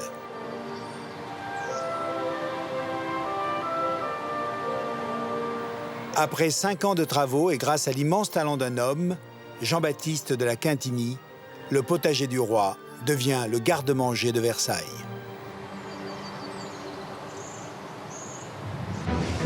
Né en 1624, Jean-Baptiste La Quintinie est d'abord avocat à la cour du Parlement. À l'occasion de son grand tour en Italie, il est impressionné par les jardins et la beauté de la végétation. Il décide alors de se consacrer à l'horticulture. Louis XIV lui confie tous les jardins fruitiers et les potagers royaux. Louis XIV a sans doute été le premier roi de France à déguster des petits pois. C'était aussi un grand amateur de figues. La prochaine qui est là, hein, c'est la Négrone. Et là, on est vraiment sur un fruit du XVIIe, présent dans le jardin, hein, dès le XVIIe siècle. Si tu la compares, si on ouvre une Dalmatie, c'est impressionnant. Genre, le grain est vraiment gros, tandis que là, c'est pas la même couleur, mais il est vraiment petit. Même à cette époque-ci, hein, c'est encore juteux. Louis XIV voulait pouvoir avoir sur sa table, présenter à ses invités, des choses que personne d'autre avait. En bon courtisan, La Quintinie va trouver les moyens de faire plaisir au roi. Il va par exemple installer des couches chaudes, donc des tas de fumée de cheval en fermentation, à côté de ses figuiers, pour que les figues aient l'impression que le printemps est déjà là, se mettent à faire leur première fructification. Et c'est ainsi qu'il va servir des figues au roi, déjà au mois de mai. Les prouesses de La Quintinie font du potager de Versailles un modèle. Les poires bons chrétiens qui y sont récoltés sont envoyés dans la plupart des cours d'Europe. Mais pour Louis XIV, ce potager répond aussi à une autre exigence.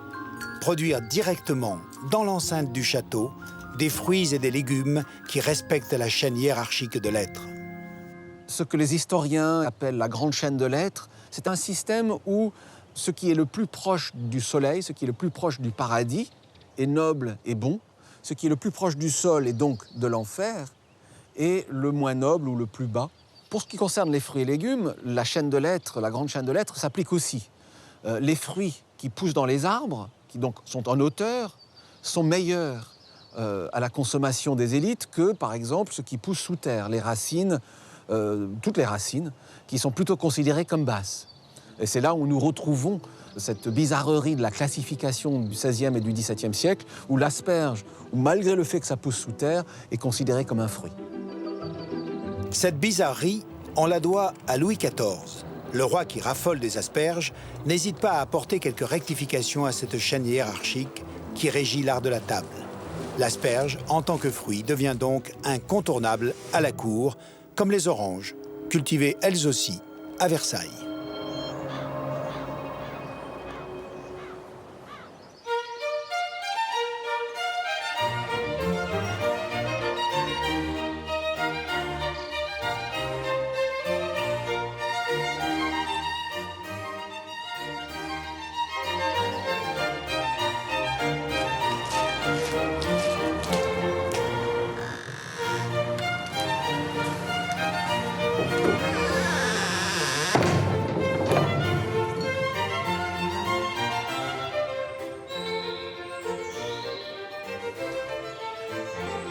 Nous sommes en contrebas du château de Versailles, dans l'orangerie qui a été construite par Jules Hardouin-Mansart.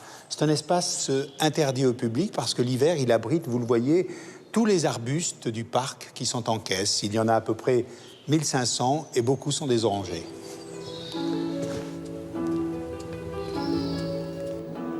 À l'époque, les oranges, comme le sucre, sont réservées à l'élite. En produire directement au château est une marque de grandeur.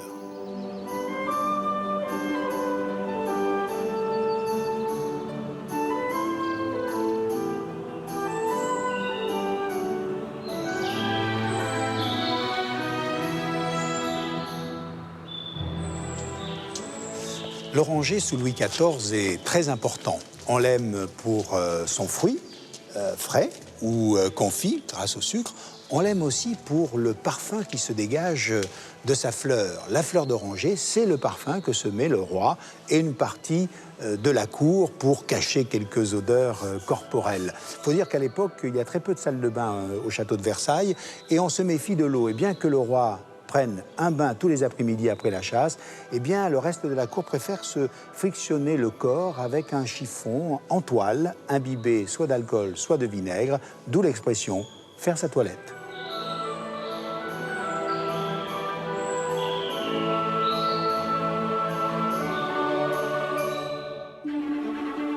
Lorsque la cour s'installe à Versailles, Louis XIV est au fait de sa gloire.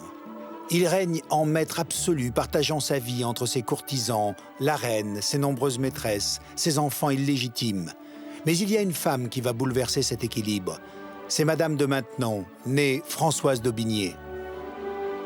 Après une enfance difficile en Martinique, où son père tente de faire fortune dans le sucre sans y parvenir, la jeune Françoise d'Aubigné rentre en métropole. En 1660, elle est choisie par Madame de Montespan, maîtresse du roi, pour devenir la gouvernante de leurs enfants illégitimes.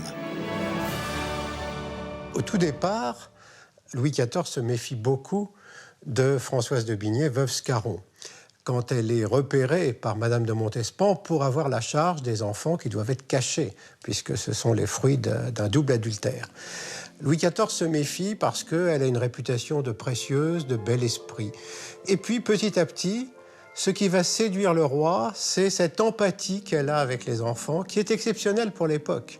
Et il y a une scène étonnante à ce sujet, c'est un jour où elle vient voir le roi et Madame de Montespan, sa maîtresse, pour leur annoncer en pleurant qu'un des enfants, une fille en l'occurrence dont elle a la charge, va mourir. Et elle pleure. Et Madame de Montespan ne comprend pas ces pleurs, alors que c'est la mère. Et elle dit « Oh, écoutez, ne vous inquiétez pas, on vous en fera d'autres. » Et le roi, lui, est ému, et le roi dit « Elle sait aimer, et il y aurait du plaisir à être aimé par elle. » Et petit à petit, le roi va développer, à l'égard de cette gouvernante de ses enfants, un sentiment amoureux. Et c'est ainsi que va naître ce lien qui va être si fort qu'il va supplanter l'amour que le roi portait à Madame de Montespan. C'est-à-dire que la gouvernante va exclure très vite celle qui lui avait donné ses enfants à garder. Au-delà du sentiment amoureux qui unit désormais le roi à Françoise d'Aubigné, Louis XIV va en 1673 lui faire une donation en remerciement des services rendus et de la discrétion dont elle a fait preuve. Elle estime au départ que le don que lui fait le roi est insuffisant. Et elle écrit elle-même « Je deviens d'une avarice sordide ». Parce que ce qu'elle attend, c'est d'avoir un don suffisant pour pouvoir acheter un château auquel, plus tard, sera accolé un titre. Et c'est ce qui arrive avec Maintenon, qu'elle achète 300 000 livres. Elle n'a toujours pas le titre, et c'est un jour qu'elle a une querelle avec Madame de Montespan que le roi lui dit « Qu'en pensez-vous, Madame de Maintenon ?» Et devant tout le monde, il l'appelle Madame de Maintenon. Et elle a réussi son coup. Ce château, situé en Eure-et-Loire, Madame de Maintenon l'a racheté à un aristocrate parti faire fortune aux Antilles comme planteur de canne à sucre. Mais Louis XIV a financé bien plus que l'achat de ce château. Les jardins sont dessinés par son jardinier en chef, André Le Nôtre, et l'aqueduc par Vauban. Madame de Maintenon ne séjournera pas longtemps dans ce château. En 1683, à la mort de la reine Marie-Thérèse d'Autriche, elle s'installe à Versailles.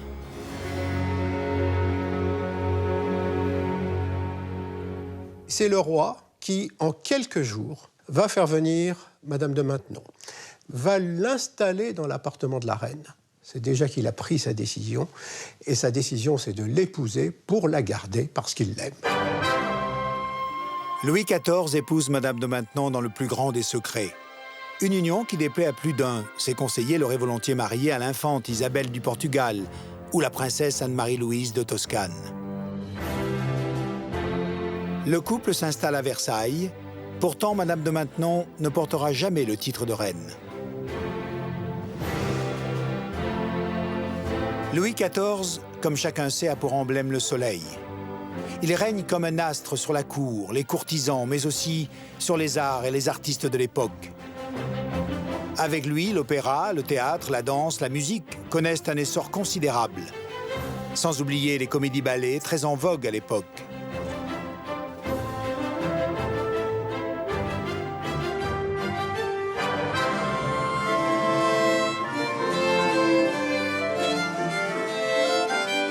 Le ballet des Fées, des Forêts de Saint-Germain, est l'un des grands ballets de la cour. Aujourd'hui encore, on peut assister à ce genre de représentation à l'Opéra Royal de Versailles.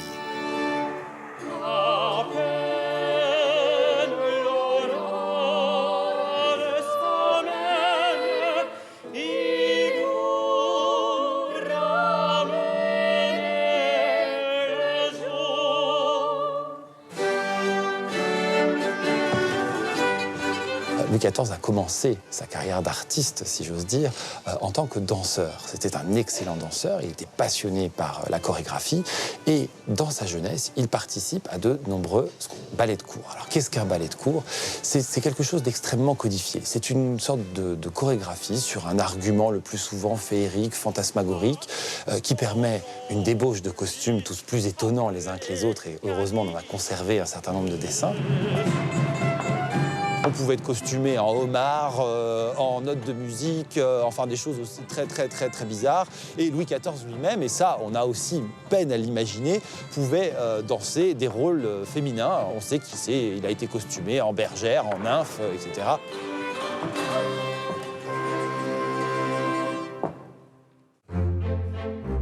Louis XIV entend révolutionner le monde des arts.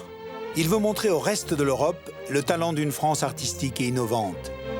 C'est sous son impulsion que l'Académie royale de peinture et de sculpture ou l'Académie de danse sont créées, sans oublier la Comédie Française. Les grands auteurs s'appellent Corneille, Racine, Molière. Né en 1622, Molière, de son vrai nom Jean-Baptiste Poquelin, est acteur, dramaturge, metteur en scène et directeur de troupe. En 1663, avec la pièce L'École des femmes, Molière attire l'attention du roi. C'est le début d'une grande histoire entre les deux hommes, Louis XIV acceptant même d'être le parrain de son premier fils. Louis XIV lui donne la jouissance du Palais Royal. Cette salle devenue la Comédie Française est appelée aussi la Maison de Molière. Sous Louis XIV, 1200 pièces seront jouées à Versailles. Denis Podalides, comment le roi Louis XIV entend-il parler de Molière? En fait, il est présenté au roi qu'il connaissait en fait, qu'il avait connu enfant. Parce que Molière était fils de Poquelin, qui était un très grand tapissier de la cour, et qui était aussi valet de chambre du roi, ce qui était une tâche très honorifique. Et c'est lui qui lissait, comme on disait, la couverture du roi au lever. Et on sait très bien que le père Poquelin avait emmené son fils, enfant, au lever du roi. Donc tout ça lui était familier, le spectacle de la cour lui était familier. On peut penser que même jeune homme, il a entrevu déjà quelques petits marquis, quelques personnages qui feront après sa comédie. Quand Louis XIV fait venir Molière à la cour, Molière a sillonné la France dans tous les sens, il a une intention derrière la tête, il a une idée. En fait, le roi fait une sorte de pacte sans doute avec Molière.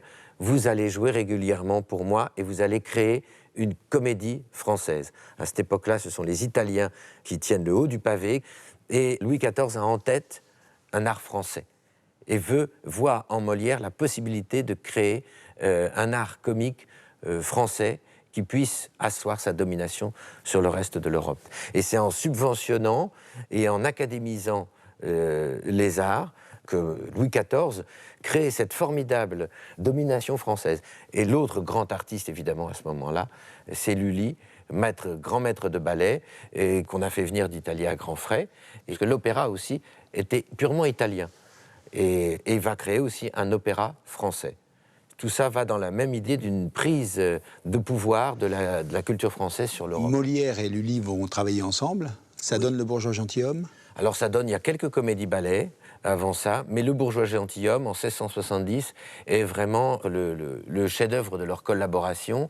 Or, ce sont deux hommes qui ont beaucoup de mal à s'entendre. Lully est un homme qui a beaucoup de morgue, qui a une forme d'autorité froide, alors que Molière est moins rigide, beaucoup plus humain aussi dans ses rapports, mais néanmoins, il travaille remarquablement, et c'est dans cette comédie, et c'est pour ça moi aussi que je l'aime tant, que le ballet et la comédie se marient complètement grâce à l'invention de ce personnage génial qu'est Monsieur Jourdain, ce bourgeois qui veut se faire gentilhomme et qui, pour ce faire, doit apprendre à la musique, le chant, la danse. Surtout, que le ballet soit beau. Vous en serez content, et entre autres choses, de certains menuets que vous y verrez.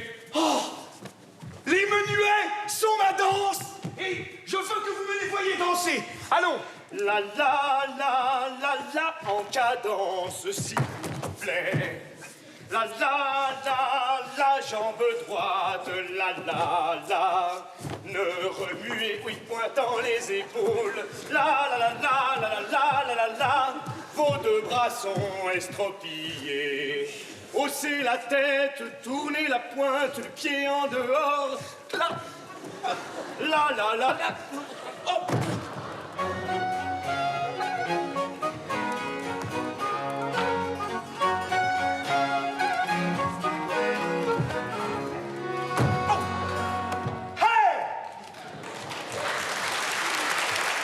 Molière doit aussi surprendre la cour, surprendre le roi, inventer, faire rire. C'est pour ça qu'il disait faire rire les honnêtes gens est une entreprise extrêmement étrange. Et en plus, faire rire la cour. Et d'attendre le premier rire du roi. Et le premier rire du roi n'est pas venu. Pour le bourgeois gentilhomme, il n'est pas venu. Et ensuite, il y avait un grand souper. C'était censé être une grande fête. Ça se terminait par un grand ballet ouvrant sur un bal. Et il y a eu un souper. Il mange avec le roi et le roi ne dit rien. Pendant 3 jours, le roi n'a rien dit. Donc, l'idée a couru que le bourgeois gentilhomme était un échec. Et finalement, Louis XIV lui dit... 3 jours après, Louis XIV lui dit, vous savez, Molière, j'ai trouvé votre pièce excellente. Et là, c'est le soulagement, ça renverse, et le bourgeois gentilhomme sera repris avec succès.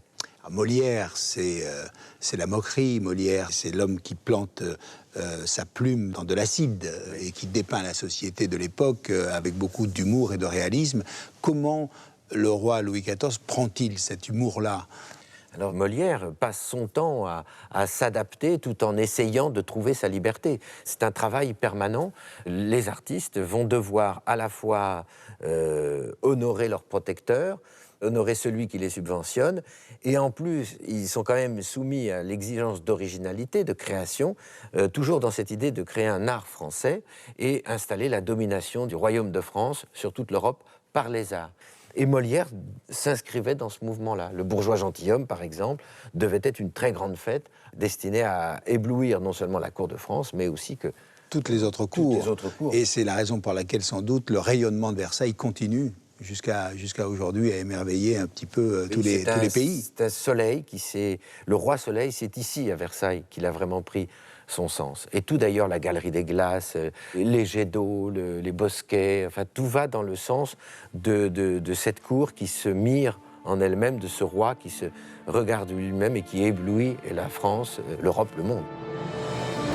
Après 72 ans de règne, Louis XIV s'éteint le 1er septembre 1715. C'est le plus long règne de l'histoire de France. Il laisse une France rayonnante au niveau artistique, mais ruinée par sa quête de gloire et ses ambitions sans limite.